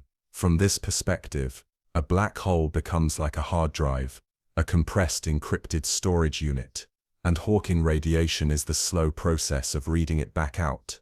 More recently, quantum information theory has added a new twist. In 2019, physicists used tools from quantum computing to study what's called the page curve, a graph showing how the information content of a black hole evolves over time. According to early models, the entropy, or information loss of a black hole would increase until it vanished. But the page curve, based on a more complete quantum model, shows something different. Entropy rises, then falls. This suggests that after a certain point, known as the page time, the Hawking radiation starts to become less random. It begins to return information. That means the universe may indeed be unitary, a term physicists use to mean that information is preserved at all times. It means that reality at its deepest level plays fair, that no story is ever truly lost, that every atom, every photon, every event, no matter how deeply hidden, leaves a trace. But it also means something even stranger. If black holes preserve information, and if the universe behaves like a black hole, then perhaps our entire reality is a system where nothing is ever truly erased. Your thoughts, your memories, your actions, your history, not stored in a mystical sense, not in a spiritual record, but as patterns in the fabric of quantum fields, ripples that never fully vanish. It's a quiet, humbling idea that the universe remembers, and it shifts how we think about time. Because if information is never lost, then time is not just a one-way street. It's a record, a storage process. The future builds on the past, not just casually, but precisely. Even black holes, once thought to erase the past, may be rewriting it in new forms, not in language or memory, but in geometry, entropy, and light. It also makes us ask, what is information? Is it a pattern of particles, a configuration of fields, a number on a screen, or is it something deeper? Some physicists now argue that information is the most fundamental quantity in the universe, not matter, not energy, not even space or time, but information, the relationship between states, the difference between order and disorder, the code behind the appearance. This aligns with the growing sense that the universe may be computational, that the laws of physics are at heart, algorithms, rules for processing information. If that's true, then black holes are not holes at all. They're processes, taking in inputs, scrambling them, and eventually returning the outputs. And our reality, Maybe it's the output of a much larger process, a computation running on the edge of space, a story unfolding in layers we can't see. As you rest now, think about the silence of space, the way light stretches across time, the way stars form and die, and how even in destruction, the pattern remains. Information doesn't disappear, it hides, it transforms, it whispers through entropy, geometry, and light. Even the darkest places, the black holes, the collapse points, the vanished signals, are not lost. They are part of the ledger, the great record, and you, breathing, thinking, listening, are written there too, not as a number, but as a ripple, a shape in the pattern, a thread in the information that holds the universe together, never lost, only transformed. When you gaze into the night sky, it feels endless, not just in distance, but in geometry, vast and smooth, stretching outward in every direction, with no visible curve or edge. Everything seems straight, balanced, level. That sensation is more than just poetic. It's a scientific observation, and it leads us to one of the most subtle mysteries in all of cosmology, the flatness problem. To understand it, let's begin with a question that sounds simple but isn't. What shape is the universe? Space, just like any physical surface, can have curvature. It can be positively curved, like a sphere, where lines eventually meet. It can be negatively curved, like a saddle, where lines diverge. Or it can be flat, like a sheet of paper, where parallel lines remain parallel forever. For decades, cosmologists have measured the universe to find out which it is. And again the answer comes back, flat, or very, very close to it. But there's a problem. According to general relativity, the shape of the universe depends on its density, how much mass and energy it contains. Too much, and space curves inward. Too little, and space curves outward. Only if the density is exactly right, not too high, not too low, does the universe remain flat. It's like trying to balance a pencil on its tip. The tiniest nudge sends it falling one way or the other.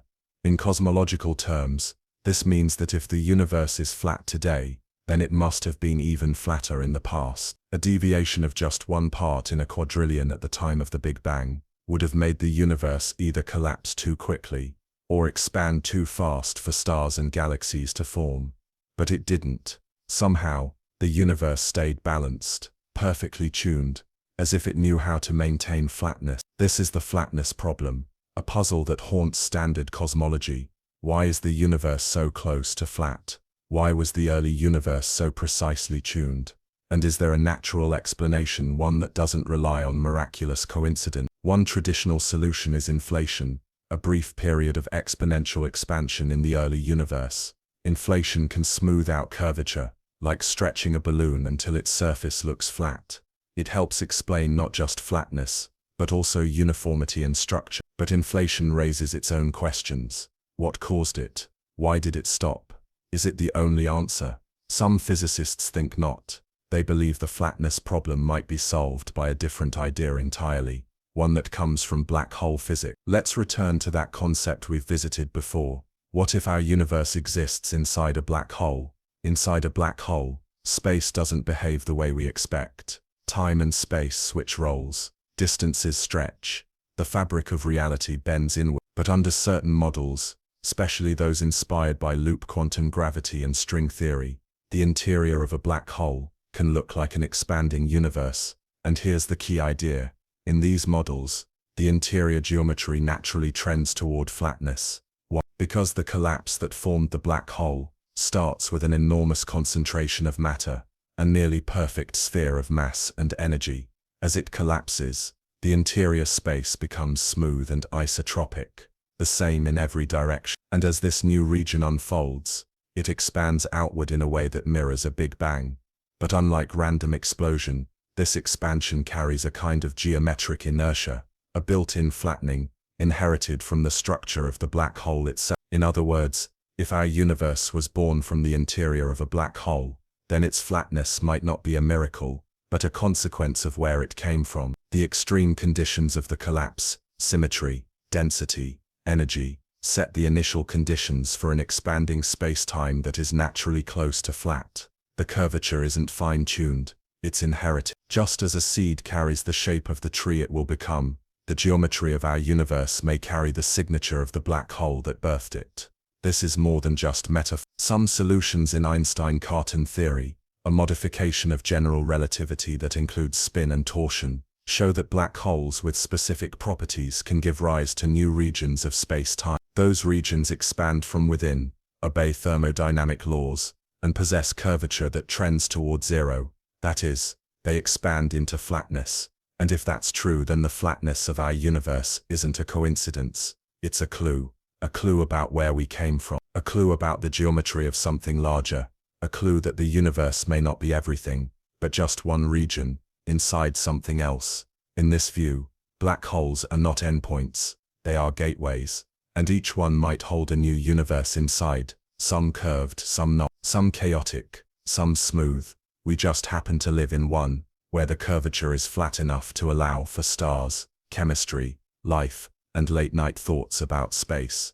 This idea reshapes how we view the cosmos, no longer as a lone bubble, born of nothing, but as part of a larger system, a structure where universes emerge from collapses, where space-time recycles, where geometry evolves, and within that system, flatness is not rare, it is expected, a property of universes that survive long enough to form structure, a condition that flows naturally from the symmetry of their birth. It also adds meaning to our measurements. When we peer into the early universe, into the microwave background, into the distribution of galaxies, and we see flatness, we're not just seeing an abstract number, we're seeing evidence of a deeper shape, a larger structure, a hidden history, perhaps even a cosmic ancestry. As you rest now, let that image float in your mind, a universe not floating in isolation, but nested, not a single spark, but a link in a chain, curvature inherited, balance encoded, flatness not imposed, but grown. The stars above you drift in straight lines, not by accident, but because the space between them was born straight, born from something curved, something vast, something, and maybe in that blackness, another universe is already beginning. There's a quiet threshold in the universe, silent, invisible, but absolute. It's called the Schwarzschild radius. And once crossed, there is no return. Named after Karl Schwarzschild, the physicist who first solved Einstein's equations for a point mass. This boundary defines the edge of a black hole. It's the event horizon, the point beyond which not even light can escape. But what if, instead of being the end of the story, the Schwarzschild radius is the beginning of another? What if inside this boundary, not everything collapses into destruction, but something unfolds? A space, a timeline, a universe. Let's step back. A black hole begins when matter becomes too dense for space to support. A massive star burns out, its nuclear fuel spent, and gravity takes over. It collapses inward, compressing the core until it passes the critical radius, the Schwarzschild limit. Beyond this, escape velocity exceeds the speed of light. Nothing returns. From the outside, the star vanishes into darkness. But the inside, that's where things get interesting. According to Einstein's equations, the geometry of space-time inside the Schwarzschild radius isn't just compact, it's inverted. Time and space trade roles. What once was a direction in space now becomes a direction in time. That means falling inward is no longer a choice. It's a destiny. Just as you cannot stop time from moving forward, you cannot stop your motion toward the center. But here's the twist. Those same equations, under certain conditions, describe not a crushing point, but an expanding interior, a region where space grows, where time flows in a direction away from the singularity, where a new geometry opens up, smooth, vast, and surprisingly familiar. A geometry that resembles a universe, not in every model, not in every black hole, but in certain solutions, especially those influenced by quantum gravity, string theory, or Einstein-Cartan theory. The collapse of a star does not lead to a point of infinite density. Instead, it leads to a bounce, a shift in the structure of space-time, a rebirth, rather than a termination. Inside the Schwarzschild radius, under this view, a new region of space unfolds, causally disconnected from the original, but carrying the imprint of its mass, spin, and structure. To us, from the outside, it's a black hole. To someone on the inside, it's a universe, one that begins not with a big bang, but with a black hole bounce, an origin moment triggered by collapse, rather than explosion. The singularity becomes a bridge, a point of transformation, a place where the laws of physics as we know them give way to something deeper, and on the other side, a new space begins to grow, expanding, cooling, structuring. Sound familiar? This process, collapse followed by expansion, echoes the history of our own universe. We measure our cosmic beginning as a hot, dense state. We call it the Big Bang, but we don't really know what came before. The equations don't describe it. Time itself begins at that boundary. But what if time didn't begin there? What if the Big Bang was not the beginning of everything, but the continuation of something else? What if we are inside a Schwarzschild radius? The black hole belongs to a larger universe, a parent cosmos. From its perspective, we are hidden behind an event horizon, but inside, space expands, time flows, galaxies form, just like in any other universe. This idea reframes our view of reality. It suggests that black holes are not just regions of collapse, but engines of creation, not endings, but transitions. Each black hole could hold a universe. Each universe could contain black holes. Each black hole within could birth new space-times. It's a fractal picture, a cosmic recursion. One layer gives birth to the next, and the Schwarzschild radius becomes the cosmic womb, a shell that hides a universe from view, but not from existence. But what's the evidence? We can't peer inside a black hole. We can't observe its interior directly, but the math gives us hints. Solutions to the Einstein field equations, like the Kruskal-Sekares coordinates, extend the Schwarzschild solution beyond the event horizon. They describe not just the exterior, but the potential geometry within, and that geometry includes another space-time region, separate, yet continuous, unreachable from the outside, but perfectly real from the inside. In these models, the singularity is space-like, not a point in space but a moment in time. The end of one world becomes the beginning of another. Loop quantum gravity adds more detail. In this theory, space is quantized, made of tiny loops. Singularities cannot form because space resists infinite compression. Instead, it rebounds, and that rebound becomes an expansion, a white hole, a universe. If true, then black holes are not traps. They are seeds, and our universe is the bloom of one such seed, formed inside the Schwarzschild radius of a collapsing star in a parent cosmos. This isn't just theoretical elegance. It explains puzzles. Why is our universe so homogeneous, so smooth and even, across vast distances? Because its birth was shaped by the symmetry of a collapsing star. Why is it so flat? Because the geometry inside a Schwarzschild radius trends toward flatness as it expands. Why does the universe have a cosmic horizon, a limit beyond which we cannot see? Because that horizon may be the interior limit of a black hole. It also aligns with the thermodynamic properties of both systems. Black holes have temperature, entropy and radiation. So does the universe. Black holes grow by absorbing mass. The universe evolves by expanding. Both are governed by curvature, not as objects within space, but as space-time itself. And if that's true, then we live inside something, not metaphorically, not philosophically, but literally, inside a Schwarzschild radius, inside the event horizon of a black hole. And that changes everything. It means that space is larger than we can see, that the horizon is not the edge, but a limit of information, that beyond it, there may be more, not in our universe but around it, a parent universe, other black holes, other regions, other minds perhaps, wondering the same things. And as you rest now, let that shape form in your thoughts. Not a void, not a hole, but a shell, a soft curved horizon, surrounding you, containing stars, dust, galaxies, time itself, and beyond it, something we may never touch, but which made us, because space doesn't just stretch outward, sometimes, it grows inward, from collapse to creation, from darkness to unfolding, from silence to structure, a universe born, not from nothing, but from something hidden inside something else. Drift for a moment into the vastness of space. Not a star in sight, just silence. Darkness. Infinity. Now imagine this, that what we call the universe, everything we see, every galaxy, every moment of time, isn't floating in an open void, but is nestled inside the event horizon of something much larger, a black hole, not as a trap, but as a cradle, not as the end of light, but as the beginning of space. And if that's true of our universe, could it be true of others? Could every black hole be a universe of its own? This idea is not just science fiction, it's a real, serious question, being explored by physicists around the world. It's the natural extension of a theory that has gained momentum over decades, that what lies beyond a black hole's event horizon is not a singularity, not a dead end, but a doorway. If so, then every black hole could give birth to a universe, and our own universe may have been born the same way.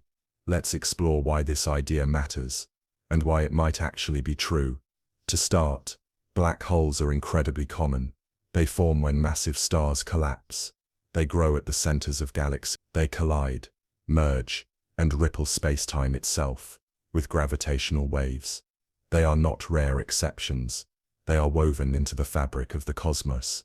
And each black hole contains, as far as we understand, a region hidden behind an event horizon, a place we cannot observe directly, a place where our equations go silent, or transform. Inside that horizon, space may not simply collapse. Under certain models, including those inspired by loop quantum gravity, string theory, and Einstein-Cartan geometry, black holes may give rise to new space-time regions. These aren't extensions of our universe. They are their own entire universes. They expand from their own origin point, a bounce, not a bang. They grow from within, causally disconnected from the parent. They follow their own timeline, their own evolution. From the outside, all we see is a black hole, but from the inside, it's a full living cosmos. And if that's true, it leads to an incredible possibility, that the multiverse, the idea of many universes, is not spread across dimensions or timelines, but inside black holes. Each black hole births a universe. Each universe forms black holes. Each of those births more universes. An infinite nesting, a cosmic tree, ever branching, each branch sealed behind an event horizon unreachable from its parent. Each universe growing quietly, unaware of its origin. It's a different view of reality. Instead of parallel worlds stacked side by side, we have layered worlds, one within another. The outside creates the inside. Collapse becomes expansion. Ends become beginnings. This vision solves some puzzle. It gives us a natural explanation for the fine-tuning of our universe. The fact that physical constants seem just right for life and structure. In a branching multiverse, every black hole spawns a new universe with slightly different properties. Most are chaotic, lifeless, but a few, by chance, evolve complexity, stability, stars, life. We happen to be in one of those, not because we're special, but because we're here to ask. This is the idea of cosmological natural selection, a theory proposed by physicist Lee Smolin. In his model, universes that produce more black holes give rise to more offspring. Those offspring inherit the traits that made their parents fertile. Over time, universes evolve to be better at creating black holes, and thus more universes. It's not survival of the fittest life, it's survival of the most generative space-time, a kind of Darwinian evolution, played out across cosmological scales. But it raises a deeper question. If every black hole births a universe, then what birthed the first black hole? Is there a root to the tree? A first collapse? A beginning without a parent? Maybe. Or maybe the tree has no root. Maybe it loops. Maybe the universe is infinite in depth, but finite in form, cycling forever through creation and collapse. Some models suggest that black holes, white holes, and bounces form a cycle. Collapse, bounce, expansion, black holes, new collapses. Each cycle keeps going, not in time as we know it, but in deeper structure. And in each black hole-born universe, space-time unfolds anew. its own Big Bang, its own laws, its own stars and planets, maybe even its own thinkers, asking the same questions. We can't reach them. We can't see past our own horizon. But the idea that every black hole holds a cosmos reshapes our imagination. It means that creation is everywhere, that the void isn't empty, it's pregnant with space and time, that death and birth are not opposites, but partners in a deeper dance. A black hole is not just a devourer, it's a womb, a place where matter ends, and a universe begins. And perhaps there are signs. Some physicists search for clues in the cosmic microwave background, the faint echo of our universe's early light. Some look to gravitational waves, hoping to decode patterns from black hole merger. Some turn to mathematics, probing the edges of general relativity, quantum theory, and thermodynamics where singularities might hide symmetries, and horizons might encode the truth. We're still learning, still asking, still wondering if the most ordinary parts of our universe, the black holes we thought were dead ends, might be the bridges to something infinitely larger. As you lie still now, feel the quiet motion of gravity holding you, the earth beneath you, the stars above you, the weight of space, curving gently around every mass. And consider this: every time a black hole forms, somewhere inside a sealed and silent horizon, a new sky may be blooming, another universe, another dawn, another question whispered into the dark. And maybe long ago your sky bloomed the same way. From within a black hole, from collapse came time, from darkness came light, from silence came you. Close your eyes for a moment and imagine a box inside a box, inside a box, each one smaller, but each holding another. And inside the very smallest box, another world begins.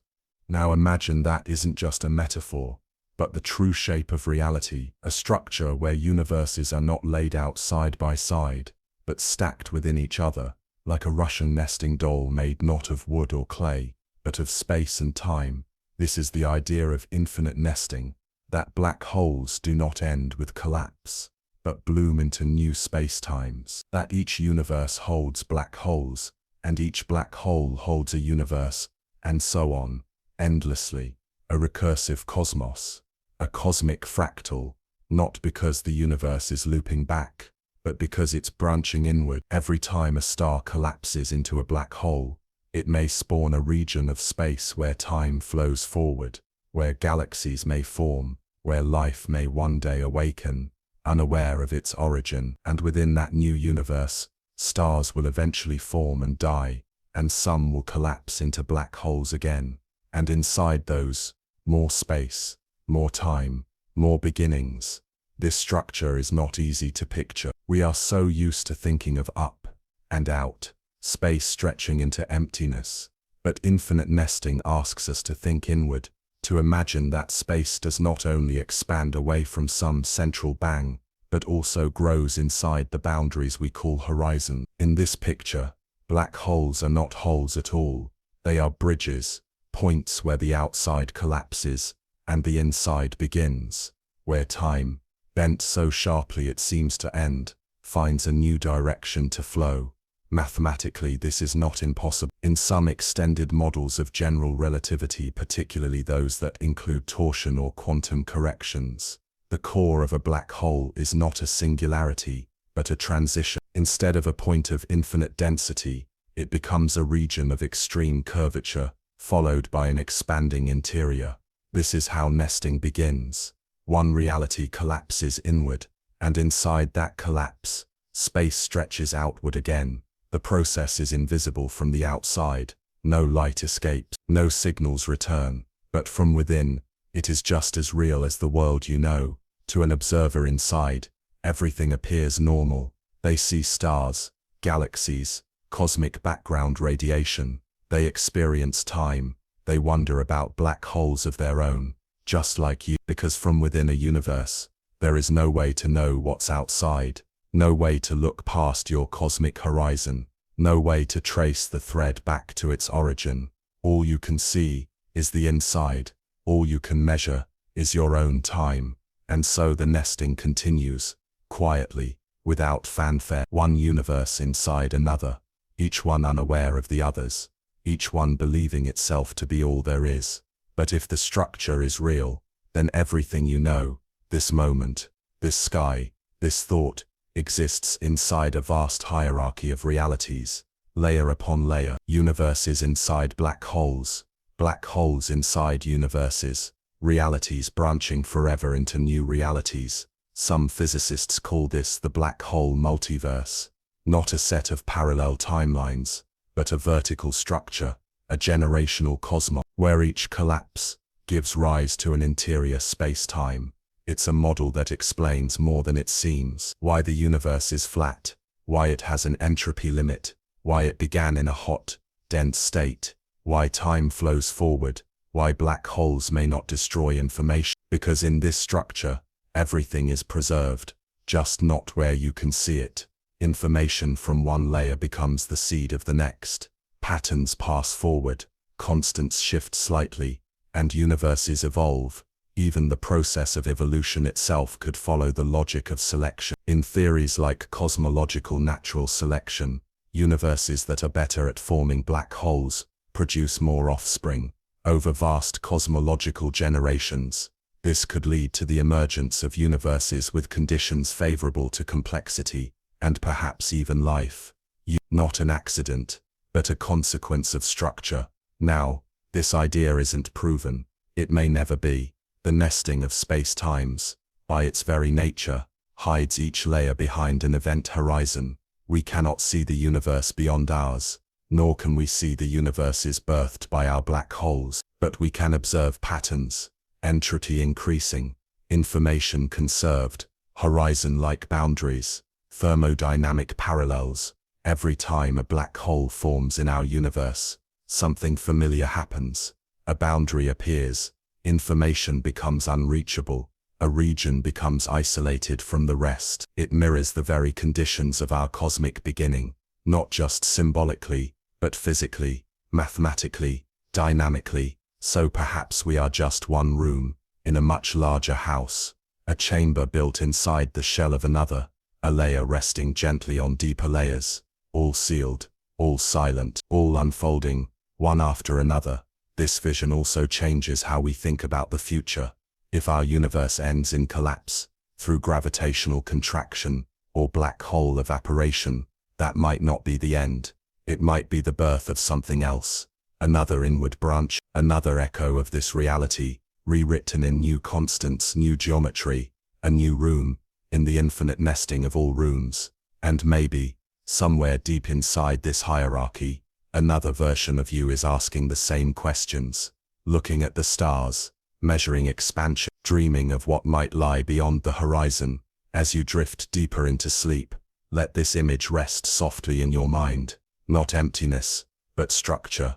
Not one universe, but an endless succession. Not isolated worlds, but nested ones. All contained, all complete, all unfolding, forever inward.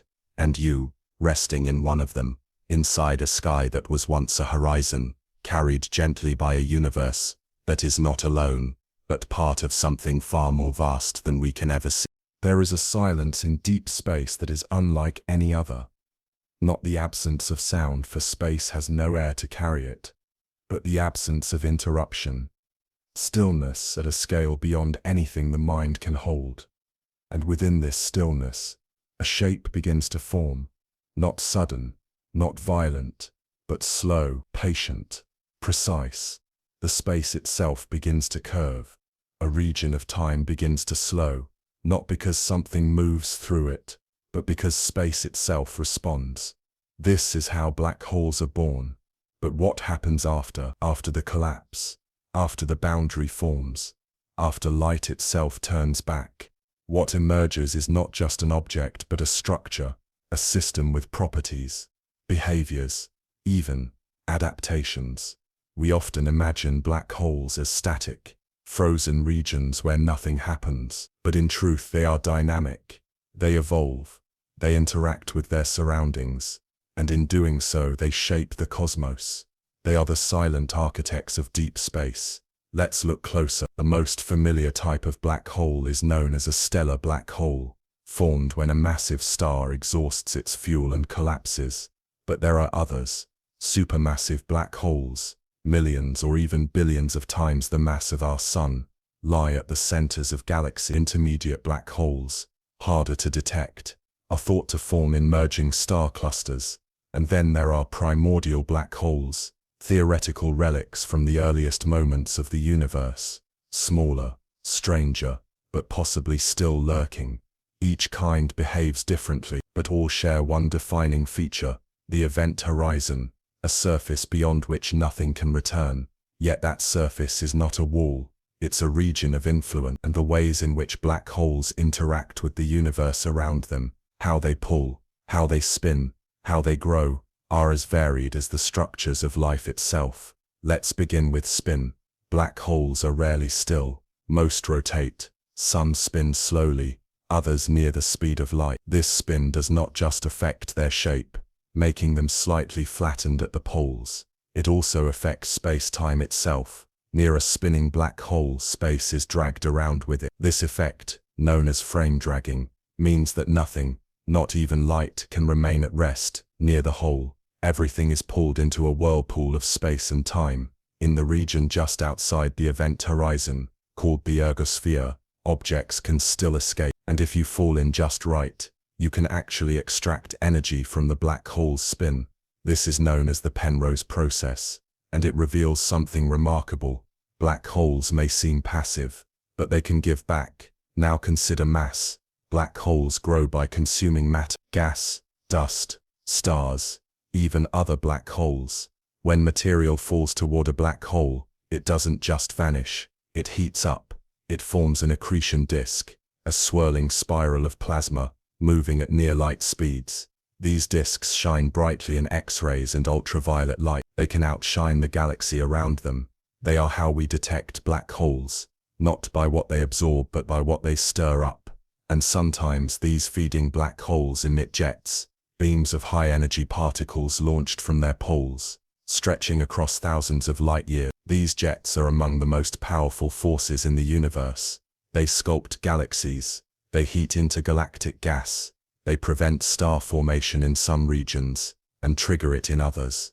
In this way, black holes become regulators, shaping the structure and evolution of galaxies themselves. They do not just sit at the center, they command the room. But black holes don't just adapt in what they do, they also adapt in how they store information. This leads us to the black hole's most subtle trait, its entropy. As discussed in earlier chapters, the entropy of a black hole is not found in its volume, but on its surface area.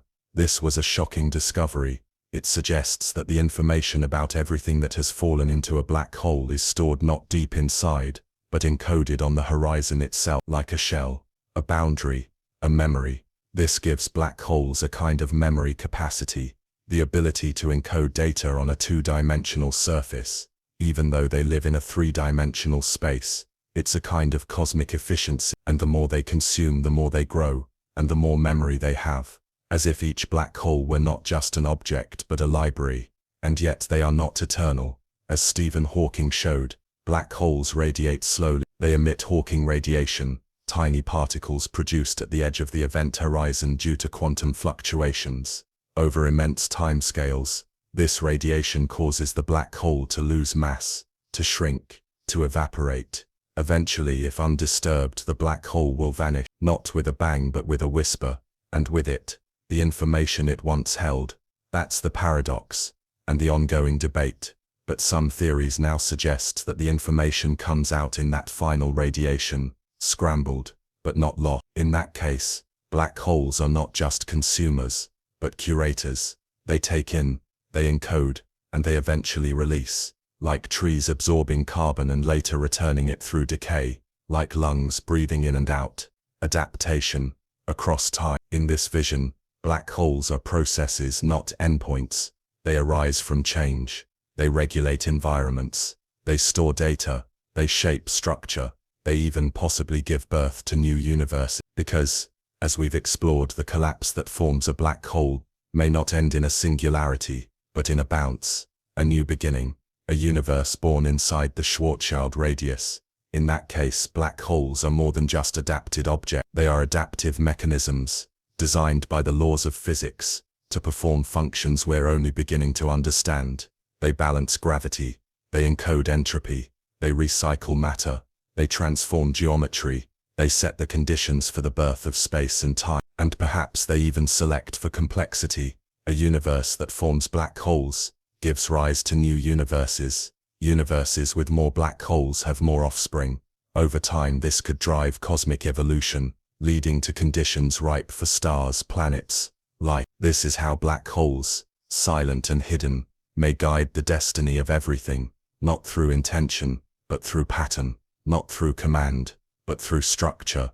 And so, as you lie still, imagine the silence of space, and how it is filled, not with emptiness, but with quiet design. Curved space, twisted time, boundaries that remember, centers that create, and behind it all, the slow, patient logic of the universe at work, designing structures not with hands but with gravity, entropy and light.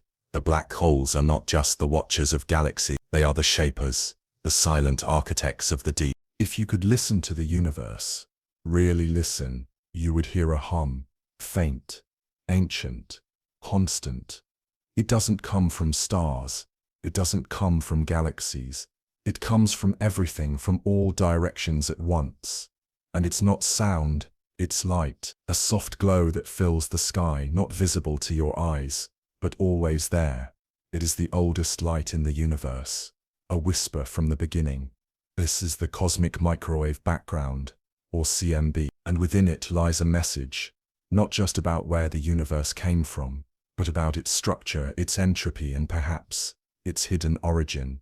Let's start with what the CMB is. Roughly 13.8 billion years ago, the universe was young, hot, dense, and glowing. In those early moments, atoms couldn't exist. Particles were free, bouncing, scattering light constantly. But as the universe expanded, it cooled.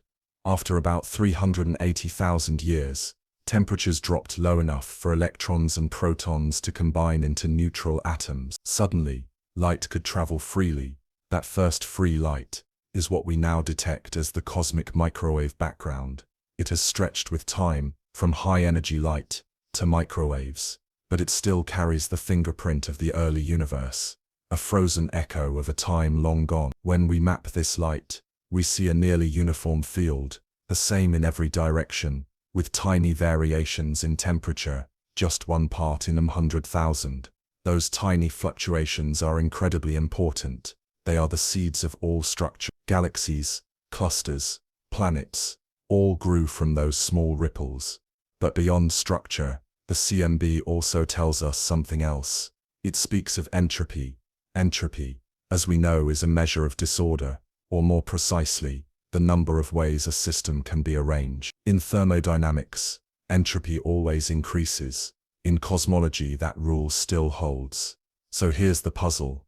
The early universe, as revealed by the CMB, had very low entropy. It was smooth, orderly, finely balanced.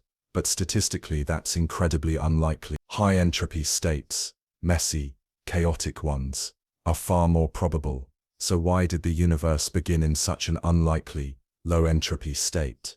This is known as the entropy problem. If the universe arose randomly, or from a high entropy environment, we'd expect it to be scattered and unstructured, but it wasn't. It was clean, uniform, quiet, and that uniformity isn't just unusual, it's impossibly rare. According to Roger Penrose, the odds of the universe beginning in such a state are 1 in 10 to the power of 10, to the power of 23, a number so big it defies imagination. But if the universe began inside a black hole, that changes everything. As we've explored in earlier chapters, some theories propose that black holes give rise to new space-times. In these models, the singularity is replaced by a bounce, a quantum bridge from collapse to expansion. The matter that collapses becomes the seed of a new universe, and that seed inherits a kind of geometric order, a smoothness shaped by the collapse itself. Think of it like this. When a star collapses into a black hole, it does so symmetrically. It's pulled evenly from all sides. It follows the path of least resistance, bending space uniformly. If a new universe forms inside that black hole, it would start with that same symmetry, that same balance. and that means it would begin in a low entropy state, just like ours, not because of but because of inherited structure, the early smoothness of the universe, so clearly imprinted in the CMB, may be the memory of a collapse, a shape written not in randomness, but in curvature, a universe born with the same grace as the black hole that formed it. This view also reshapes how we think about time. In thermodynamics, time flows from low entropy to high, from order to disorder. So if the universe began with low entropy, it set the direction of time, the arrow we experience, the forward motion of cause and effect, and the CMB confirms that flow, from smoothness to complexity to entropy rising.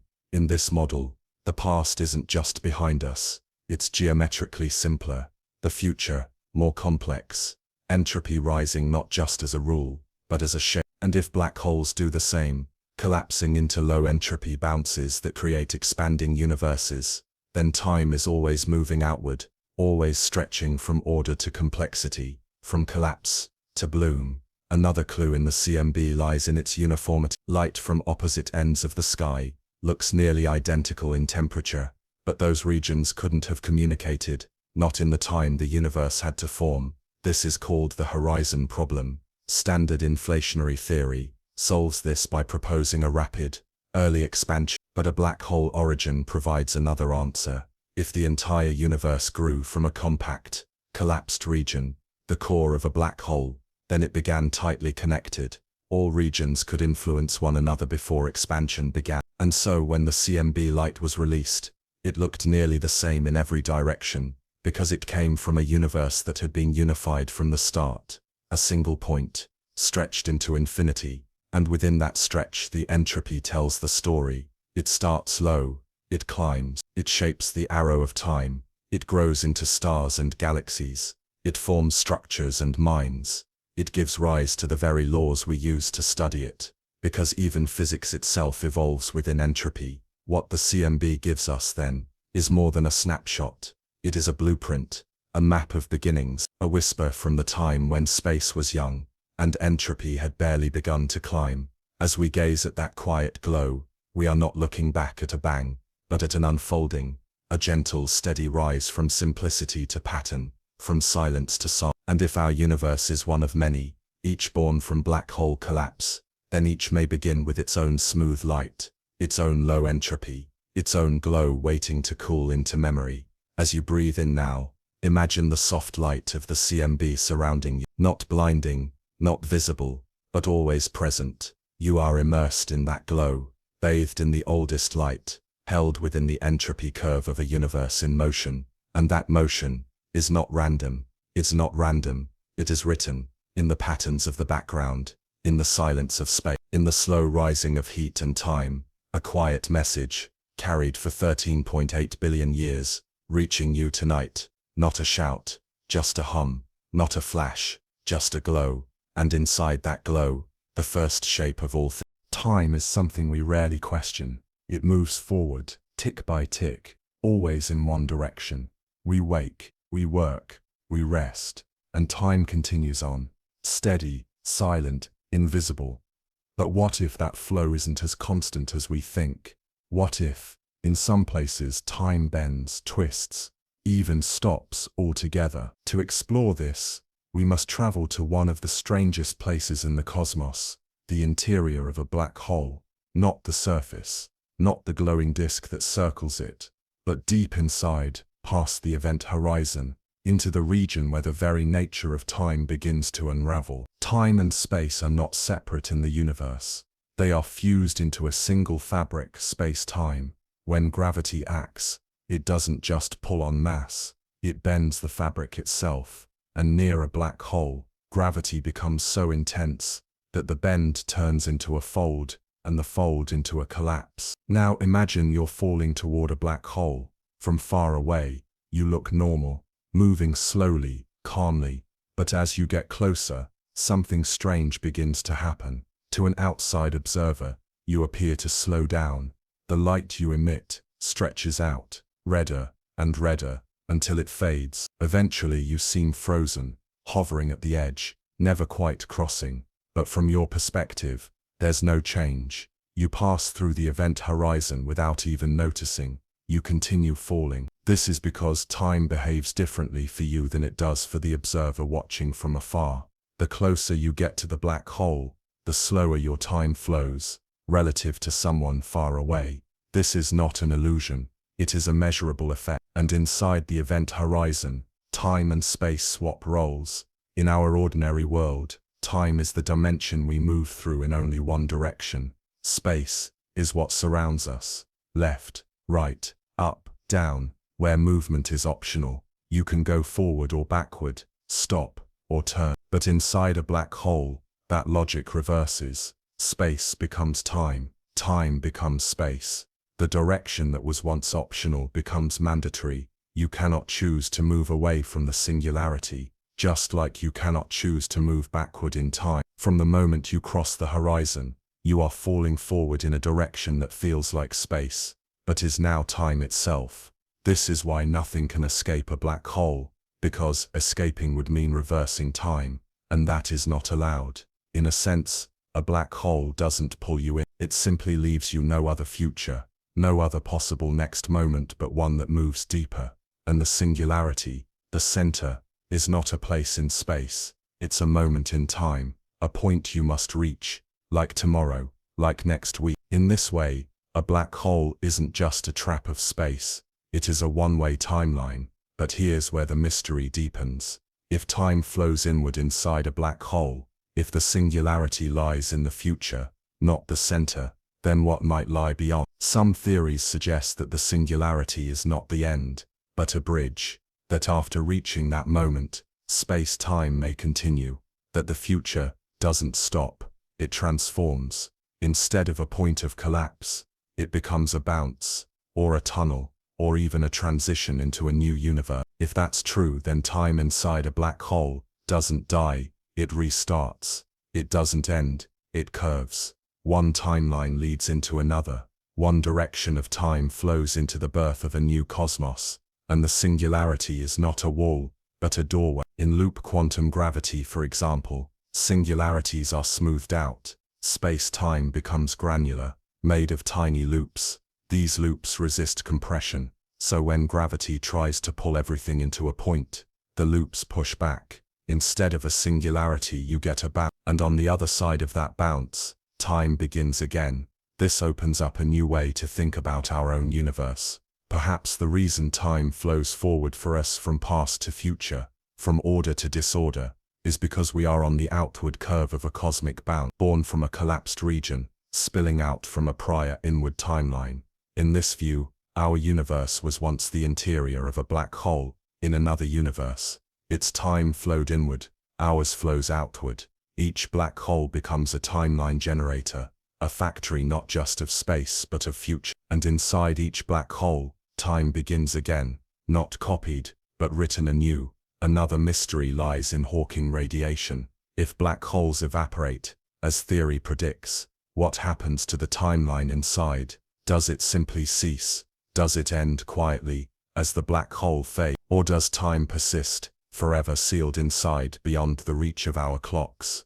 Some physicists believe that information about everything that falls into a black hole is slowly released during its evaporation, not lost, but scrambled and returned. If that's true, then time is not just flowing inside the black hole, it's also echoing outward in the form of entangled radiation, tiny bits of history, written into the very edge of space.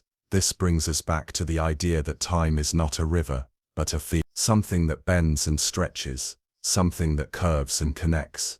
And in the deepest wells of gravity, time does not break. It adapts, it reshapes itself, it becomes inward, then outward, it curves in on itself, and when it must, it starts again. As you breathe softly now, feel the passing of time not as a straight line, but as a flow that rises and falls, that wraps around stars and spirals into holes, that breaks open in singularities and re-emerges as dawn. You are not outside time, you are inside it, moving through its waves, riding its curvature, and somewhere, perhaps not far, perhaps only hidden, a black hole is shaping a new stream of time, one that, one day may carry something like you, not backward, not in circles, but forward, always forward, into whatever comes next. If we really were living inside a black hole, how would we know? Would the sky look different? Would the stars behave strangely? Would time feel off? Or would everything seem perfectly normal? That's the unsettling part. If our entire universe exists inside the event horizon of a black hole, one formed long ago in some parent cosmos, it might not feel strange at all. In fact, it might feel exactly like this. Let's explore why. First, we must remember what a black hole truly is. Not an object, but a region, a portion of space where gravity curves so intensely that nothing, not even light, can escape beyond a certain boundary, the event horizon. But from the inside, that boundary doesn't feel like a wall. If you crossed it, you wouldn't feel a jolt. There's no sharp edge, no shimmer in the air, no cosmic alarm. The laws of physics behave smoothly across the horizon. You fall through, and keep falling. Your reality continues without interruption. And if we are inside such a region, on the inner side of an ancient black hole's horizon, we wouldn't feel trapped. We'd feel free, because space would be expanding, time would be flowing, galaxies would be forming and racing apart. It would look just like our universe. Here's why that matters. The interior of a black hole, particularly in some modern models, can evolve into a new space-time, an expanding space-time. This expansion, driven by the momentum of the collapse, could produce a baby universe, a region of space, sealed off from its parent, but with its own time, its own physics, its own stars. From the outside, we just see a black hole, a place where information disappears. From the inside, an entire universe blooms, and we, if living inside that universe, would see none of the outer shell. We would only see our own cosmos, wide, bright, filled with galaxies and mystery. So then, would we ever notice? The answer, surprisingly, depends on what we choose to look for. Let's begin with curvature. In a standard black hole, space-time curves intensely near the singularity. But if that singularity is replaced by a bounce, as proposed in models like loop quantum cosmology, then the curvature smooths out, and the interior becomes a full-fledged universe. Now our observable universe is flat on large scales, not spherical, not hyperbolic, just flat. That seems contradictory. How could something inside a curved space like a black hole feel flat? But it turns out that the interior of some black hole models can stretch into a flat geometry, especially when inflation is involved. If the bounce is followed by a rapid expansion, similar to cosmic inflation, then the internal geometry becomes incredibly smooth and flat, just like our universe. So the first clue, curvature, is hidden. Now consider entropy. As discussed in earlier chapters, our universe began with surprisingly low entropy, an incredibly ordered state, which then grew more disordered over time.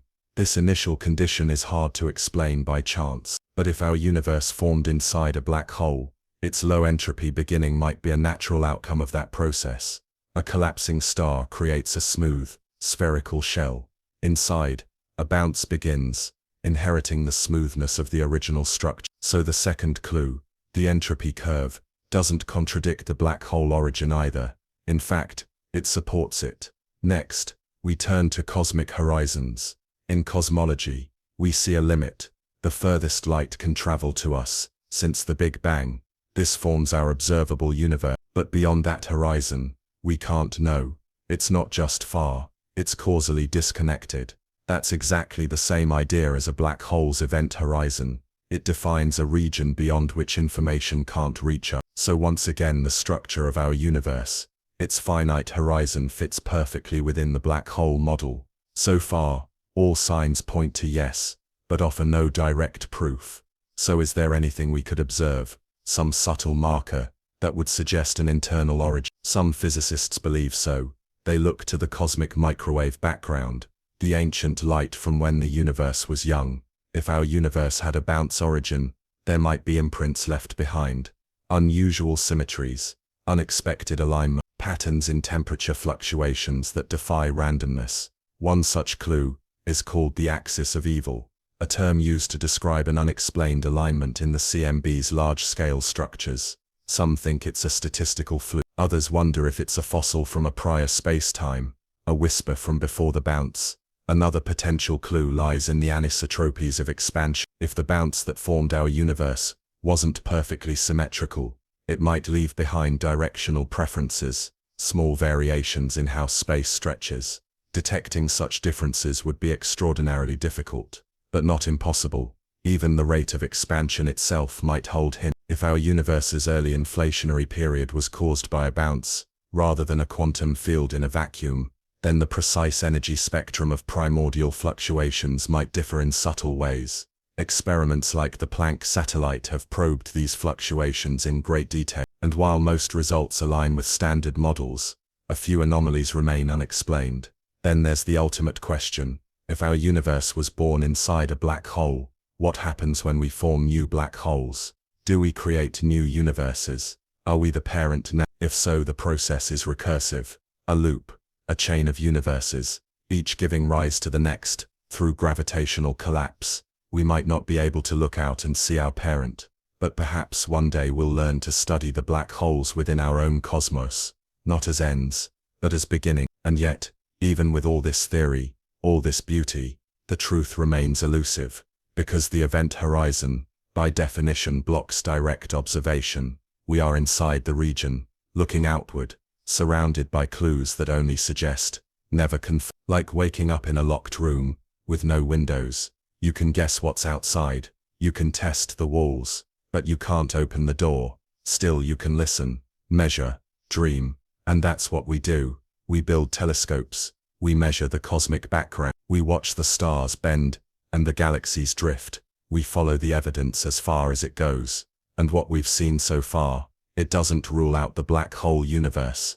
In fact, it fits it remarkably well. We may never know for certain, but we may continue getting closer, clue by light by light, question by question, and perhaps one day we will not just ask, are we living inside a black hole, but we will ask, which one, and what lies beyond its horizon. As you rest now, let that question stretch out quietly in your mind, not as a puzzle to solve, but as a shape to drift within. You are not lost in the universe. You are part of it, folded into its fabric, carried in its light, held gently in the curve of space, perhaps inside a black hole, perhaps inside something stranger, but always, exactly where you belong.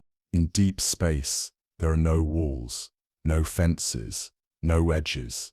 The cosmos stretches out in every direction, endlessly, quietly. But somewhere out there, far beyond stars and galaxies, lies something unlike anything else. A surface with no surface, a line that cannot be touched, a place you can cross, but never return from. It's called the event horizon, and for decades scientists have asked, is it a real boundary, or just an illusion? To understand what the event horizon truly is, we need to look beyond how we usually think about space. We tend to imagine things physically, like borders drawn in the sky, but the event horizon isn't a physical object. It has no texture, no shine, no substance. It doesn't block your way. In fact, if you were falling toward a black hole, you wouldn't even know when you passed it. No bump, no shimmer, no sound. And yet, that moment would change everything, not for you but for the rest of the universe. Because from that point on, nothing you do can influence the outside world ever again. Not because you've vanished, but because the space around you has curved so deeply that all paths now lead inward. Light can no longer climb out. Signals can't escape. The boundary isn't physical, it's causal. It defines the edge of what's knowable, the outermost limit of communication. And yet, it's also something more. Some scientists believe the event horizon may hold information, not just as a metaphor, but literally. Let's explore why. In the 1970s, physicist Jacob Bekenstein made a strange observation. When you throw matter into a black hole, its surface area grows, not its oscillation, just the horizon. This led him to suggest that black holes have entropy, and that their entropy is proportional not to their size but to the area of the event horizon. Stephen Hawking followed with his own breakthrough, showing that black holes aren't entirely black. Due to quantum effects, They emit tiny amounts of heat, known as Hawking radiation. This was shocking. It meant black holes had temperature, and if they had temperature, they had entropy, and if they had entropy, then they must hold information. But where? Not inside, not at the singularity, but on the horizon itself. This idea sparked one of the most fascinating shifts in modern physics. It led to the holographic principle, the notion that the information of everything that falls into a black hole is stored not in its volume, but on its boundary, like a hologram, a two-dimensional surface encoding a three-dimensional interior. In this view, the event horizon becomes more than a point of no return. It becomes a canvas, a surface where the universe writes the data of its most extreme events. Matter collapses, information stretches, and the horizon remembers. But how? Some theories suggest that space-time near the horizon becomes incredibly active at the quantum level. Fluctuations, virtual particles, entanglement, all swirling just outside the edge. What appears smooth and silent to us may be roaring with quantum complexity at the smallest scales. And perhaps that activity is where the memory lives. It's important to remember, this doesn't violate relativity. From your perspective, if you're falling in, the horizon feels like nothing at all. It's only from the outside, from the perspective of an observer watching the collapse, that the horizon becomes dramatic. From their view you slow down, you fade, your image stretches out, and lingers on the edge. It's as if your data never quite makes it through. This creates a paradox, because if information is stuck at the horizon, then where does it go when the black hole evaporates? Does it fade into nothing, or leak back out, bit by bit, encoded in Hawking radiation? This question, the information paradox, is still unsolved, but increasingly physicists suspect that the event horizon may be the key, a place not of destruction, but of storage, a boundary that seems smooth, but holds the history of everything that's ever crossed it. This leads to an even deeper idea that perhaps all of space behaves this way. If the holographic principle is true, then our entire universe might be a projection. Everything you see, feel, and measure could be encoded on a distant boundary you can never reach. Your three-dimensional world, a shadow cast by information, and the event horizon of a black hole, just one small version of that larger truth. So, is it a boundary? Yes, but not a wall, a limit of cause, a horizon of knowledge. And is it an illusion? Also yes, because from your perspective, falling in, it means nothing.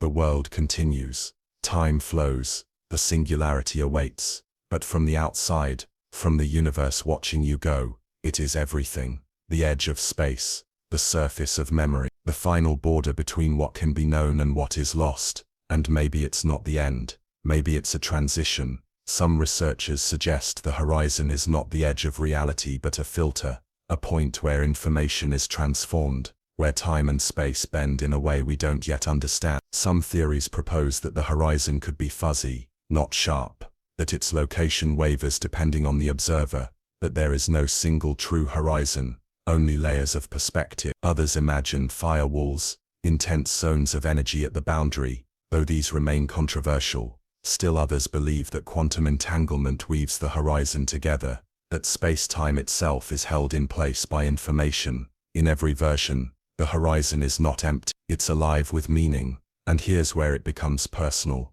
If we are inside a black hole, if our universe lives beneath some ancient event horizon, then that surface still exists. We can't see it, we can't feel it, but it defines the shape of our world. It seals us in, it protects us. It may even carry the story of how we came to be, and just as light cannot leave, new light cannot enter. Everything we see, every star we measure, every whisper of cosmic microwave background, is born inside. The horizon is the limit of our story, a boundary we didn't choose, but that shapes everything we know. As you rest now, let the idea settle like stardust, that perhaps your entire world, your life, your thoughts, your sky, all unfold beneath a surface of pure geometry, that the edge of what's knowable is not far away, but wrapped around you, infinite, invisible, and quietly remembering, not a prison, not a wall, but a horizon, a place where time stretches, light bends, and the universe writes its deepest secrets on a surface no eye can ever see. Beneath everything you see, beneath galaxies, atoms, and even the emptiness of space, there is something stranger still.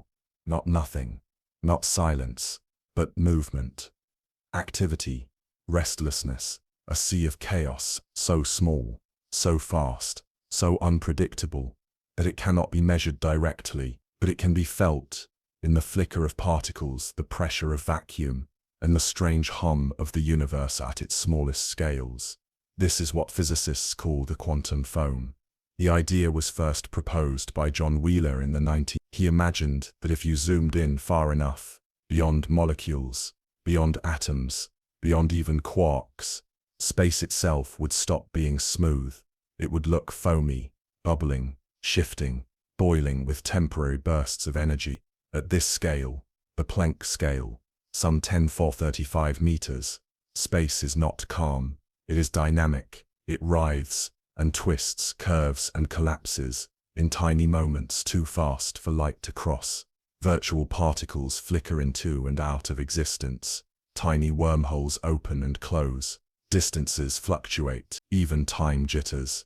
This is not science fiction. It is the inevitable result of combining quantum mechanics with general relativity. Quantum theory says energy and position can never be perfectly still. There is always uncertainty, always motion. Relativity says that mass and energy curve space-time. So when quantum energy fluctuates, as it always does, so does the fabric of space. The result, a foamy foundation, a shifting base to all reality. But what does that mean for us? It means that the vacuum, the empty space around you, is not truly empty. Even in perfect darkness, there is light. Even in stillness, there is movement. Tiny particles, virtual particles, constantly emerge from nothing, then annihilate before they can be seen. This vacuum energy gives rise to strange effects, like the Casimir effect, where two metal plates placed very close together feel a force pulling them inward, not from magnetism or gravity, but from the energy of empty space being different between them and around them. It also plays a role in Hawking radiation, as pairs of particles form near the edge of a black hole, with one falling in and the other escaping, stealing a bit of the black hole's energy in the process. But quantum foam might do more than cause tiny effects. Some physicists believe it may be the origin of everything, not just particles, not just forces, but space-time itself. In some models, space and time are not fundamental. They emerge, like waves on a sea, from deeper, quantum ingredients. If true, then what we call reality is a surface, a smooth appearance, hiding an underlying ocean of flickering uncertainty. This has big implications, especially if we live inside a black hole, because it means the singularity at the center of a black hole might not exist at all. Instead of an infinite point crushed beyond reason, the center might be a place where quantum foam becomes dominant, where space stops behaving like space, where time becomes meaningless, where geometry breaks down into something else entirely. This is where theories like loop quantum gravity come in. In loop models, space is made of tiny loops, finite units that cannot be divided further. These loops resist collapse, so when a black hole forms and gravity pulls inward, the loops push back. Instead of a singularity, you get a bounce, a rebirth, a passage into a new region of space-time. And what drives that bounce? Quantum foam, a pressure from beneath, a resilience written into the smallest scale of space. Other theories, like string theory, take a different approach. They replace particles with vibrating strings, one-dimensional filaments, whose vibrations determine the properties of matter. In these models, the foam becomes a web, a network of strings, weaving space together. Still others imagine the foam as filled with topological defects, twists, and knots in the fabric of reality that birth particles and forces. No matter the theory, the message is clear. Reality is not smooth. It only looks that way, like a still ocean that hides wild currents below. And if we want to understand black holes, if we want to know what happens inside them, if we want to know whether we live within one, we must understand the foam, because it is the foam that bends. It is the foam that resists. It is the foam that becomes space, time, gravity, and light. But there's more. If quantum foam underlies reality, An entanglement may be the glue. Quantum entanglement is the phenomenon where two particles once linked remain connected, even across vast distances. Measure one, and the other responds instant. Einstein called it spooky action at a distance. But now, some physicists believe that space itself arises from entanglement, that the connections between quantum bits of information form the threads of geometry, that the smoothness of space is the result of information sharing at the smallest scales. This brings us back to black holes, and to event horizons. As we've explored, information falling into a black hole seems to be encoded on its surface. But what if the interior is built from the entanglement of all that information? What if the phone remembers? What if the shape of space inside the black hole, the direction of time, the bounce, the birth of a new universe, is all emergent from how the information is woven together? Then the quantum phone becomes not just a stage, but an engine, a machine that takes in matter, breaks it into information, scrambles it, and then rebuilds it into space-time again. This is more than metaphor. It is where physics is heading. A view of the universe where the deepest reality is not mass, or energy, or even space, but relationships, connections, information itself. And the foam is the medium through which that information flows. It whispers the story of all that was. It builds the future from fragments of the past. It hums with the pulse of probability and possibility, and it's everywhere, right now, beneath you, inside you, around the atoms of your body. The foam churns, quiet, incomprehensible, restless, but essential. It is the reason you can exist, the reason anything can. And as you drift toward sleep, imagine the entire universe not as something solid, but as something alive, not fixed, but flowing, a sea of flickers, patterns, loops, strings, all dancing to the rhythm of a logic deeper than space, older than time, and quietly surrounding you, like an ocean holding a wave, like a silence filled with breath. You do not fall through the foam, you rise from it, and it rises with you. Stars are born, stars die, and sometimes, stars collapse, so completely that they vanish into black holes. But what if that death is not the end? What if, deep within the collapse, something else begins? A flicker, a bounce, a new universe. One of the boldest ideas in theoretical physics is that black holes might be cosmic wombs, giving birth to entirely new regions of space-time. These are called baby universes, not poetic metaphors, but full-blown expanding realities, separate, sealed off, and invisible to us, yet born from the fabric of our own. To explore this, let's start with the end of a massive star. When a star runs out of fuel, gravity takes over. Its outer layers explode in a supernova. Its core collapses inward, and if the mass is high enough, not even the atomic forces can resist the pull. The core continues falling until it disappears into a black hole. At this point, traditional physics begins to break down.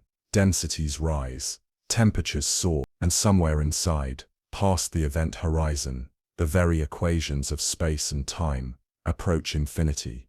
But infinities don't sit well with physicists. They signal not truth, but incompleteness.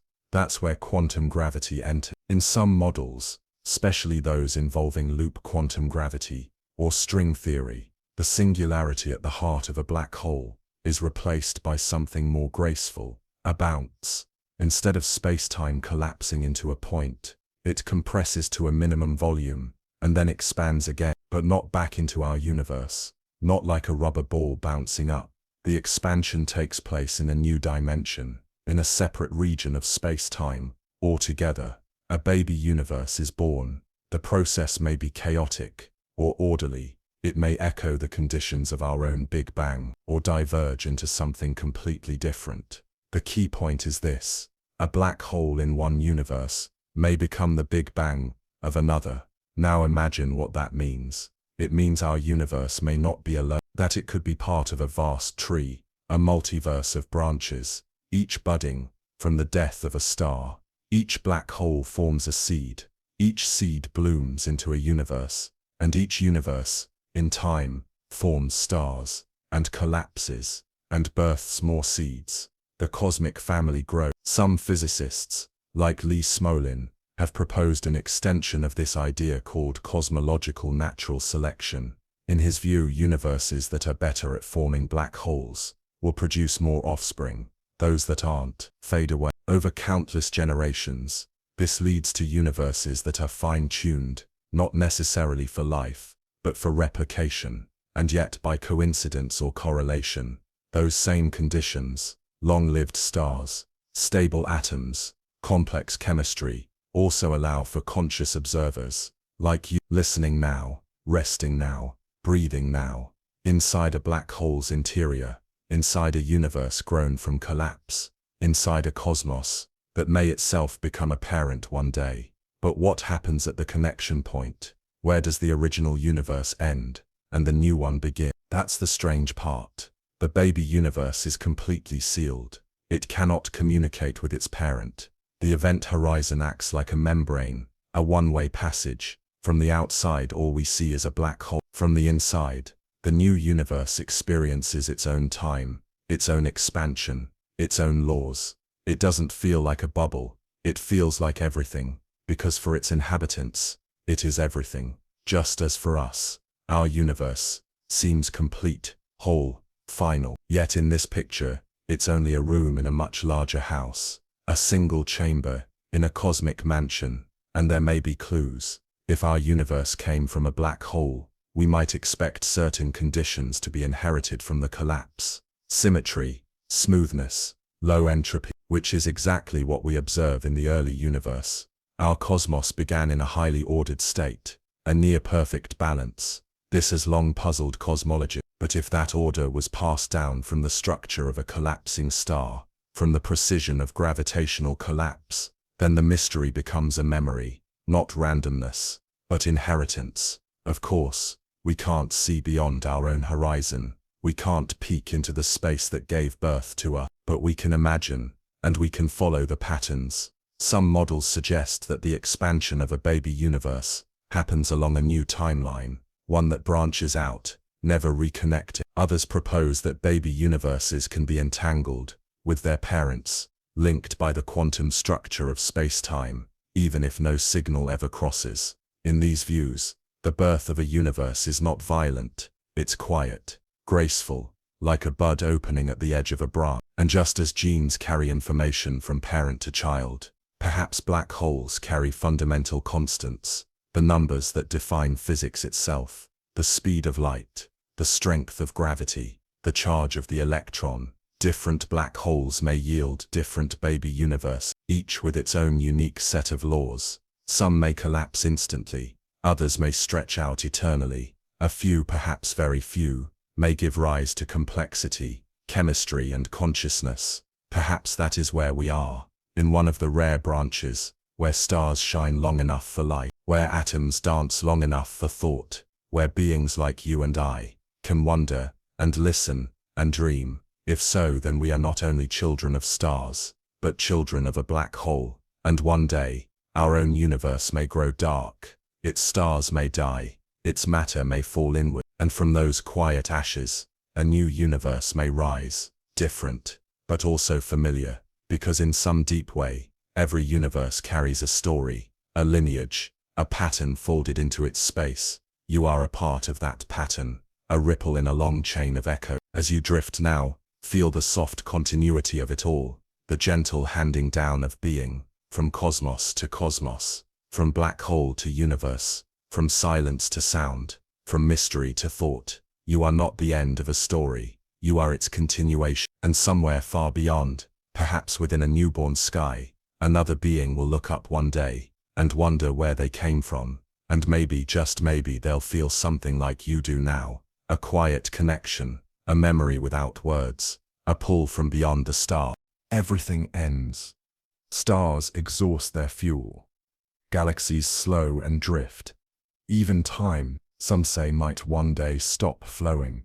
But what about black holes? These titanic anchors of gravity, so powerful that nothing can escape them, seem eternal. Yet according to quantum physics, even black holes don't last forever. They slowly shrink, they evaporate, and eventually, they vanish. But when they disappear, what happens to the information they held? That is one of the most profound and puzzling questions in all of physics, and it touches everything from the birth of the universe to the fabric of reality. To understand it, we must go back to the edge of a black hole, the event horizon. From the outside, a black hole looks quiet, motionless, a perfect sphere in space. But according to Stephen Hawking, it's not quiet at all. Due to quantum fluctuations near the event horizon, pairs of virtual particles constantly form. One falls into the black hole, the other escapes. This escaping particle becomes Hawking radiation, a real photon, a tiny burst of energy that carries mass away. Slowly, over billions and trillions of years, this process causes the black hole to lose mass. Its temperature rises, it radiates faster, until one day it disappears entirely. No explosion, no flash, just silence, gone. But here's the mystery: when something falls into a black hole, its information, its quantum state seems lost. And when the black hole evaporates, that information appears to go with it. But physics doesn't allow that. In quantum mechanics, information must be preserved. It can change form, spread out, become scrambled, but it cannot be destroyed. This creates the infamous black hole information paradox. Where did the information go? Let's imagine you throw a book into a black hole, a simple book, made of atoms, arranged in a meaningful way. From the outside you watch it fall. It crosses the horizon, it's gone. Eventually the black hole evaporates. But in the Hawking radiation that remains, there's no trace of the book, no way to reconstruct its pages, its order, its meaning. This seems to violate a core principle of quantum theory, unitarity, which says the evolution of a system is reversible. Physicists around the world have wrestled with this problem for decades, and the answers are fascinating. One idea is that the information is stored on the event horizon itself, encoded in tiny quantum bits across its surface. As the black hole radiates, that information slowly leaks out, encoded in the pattern of the Hawking radiation, not in the particles themselves, which appear random, but in the correlations between them, like a code hidden in static. This idea is called black hole complementarity. It says that from the outside, the information never falls in, it's smeared on the surface. From the inside it falls freely. Both views are valid, depending on perspective. Another idea is the holographic principle, that the entire volume of space inside the black hole, even the part we can't see, is encoded on its boundary. This connects to string theory and ADS-CFT duality, where a universe with gravity can be described by a lower-dimensional universe without it. In that view, nothing is ever lost. The black hole is not a trap, but a converter. It turns matter into radiation, and meaning into pattern. Even more radical is the ER-EPR proposal, which suggests that entangled particles, EPR pairs, are connected by tiny wormholes, Einstein-Rosen bridges. If true, then the Hawking radiation particles are not separate, but still connected to the black hole, and as they radiate away, they pull the information out through quantum entanglement. In this way, black holes don't destroy information, they disentangle it. They whisper it back to the universe, slowly, delicately, patiently. But what about the very when the black hole is down to its final mass, the size of a mountain, then a pebble, then a speck? What happens in those last moments? Does it explode? Does it leave a remnant? Does it pass its information into another form? Or does something new emerge? Some theorists suggest that when a black hole shrinks to the Planck scale, the smallest possible size in the universe, it might stop evaporating. It becomes a Planck remnant, stable, tiny and packed with information. Others propose a bounce, where the energy of the black hole is released in a kind of mini Big Bang, a baby universe, as we explored earlier.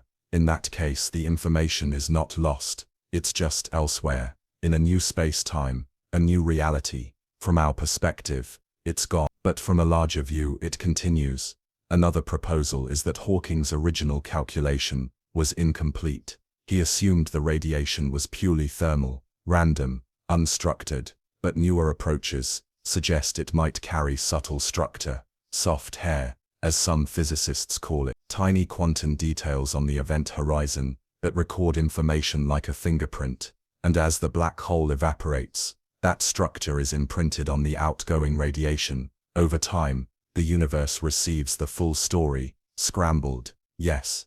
But this brings us to a beautiful idea, that even black holes obey the laws of memory, that nothing is ever truly forgotten, not a photon, not a book, not a person, that all events are etched into the fabric of reality, preserved in the dance of entangled particles, the tremble of quantum fields, the whisper of geometry, and perhaps that applies to us as well. Your thoughts, your breath, your sleep, encoded in the currents of the cosmos. You are not lost, not now, not ever, even in the slow fade of space, even as time stretches out, even when black holes blink away, your story remains, written in the language of physics, spoken by particles, carried by light. And as you drift into sleep, let this quiet truth settle over you, that when black holes vanish, they do not erase, they translate, they transform. They are not the end of information, but a passage, from form to field, from object to pattern, from silence to code. You are part of that pattern, and the universe remembers. What if the answer has been all around us all along? Not out in the distant galaxies, not behind the veil of time, but right here, in every star you've ever seen, in every breath you've ever taken. What if our universe, vast, expanding, curved and dark, is not what it seems? What if we are not outside looking in, but inside looking out? Not inside a planet, not inside a galaxy, but inside something far more mysterious, a black hole. This is not just imagination, it's a real proposal, born from the collision of two of the most successful yet incompatible theories in all of science, general relativity and quantum mechanics. Let's start with what we know. Our universe is expanding, not slowly but accelerating. Galaxies are flying away from each other faster and faster as if pushed by some hidden force. This expansion means that the universe has a horizon, a distance beyond which we cannot see. Not because light is too dim, but because space itself is stretching too fast for light to reach us. This sounds eerily familiar. In a black hole, there is also a horizon, the event horizon, a boundary beyond which nothing can return. Inside that boundary, everything collapses inward. Outside, observers can only guess what happens within.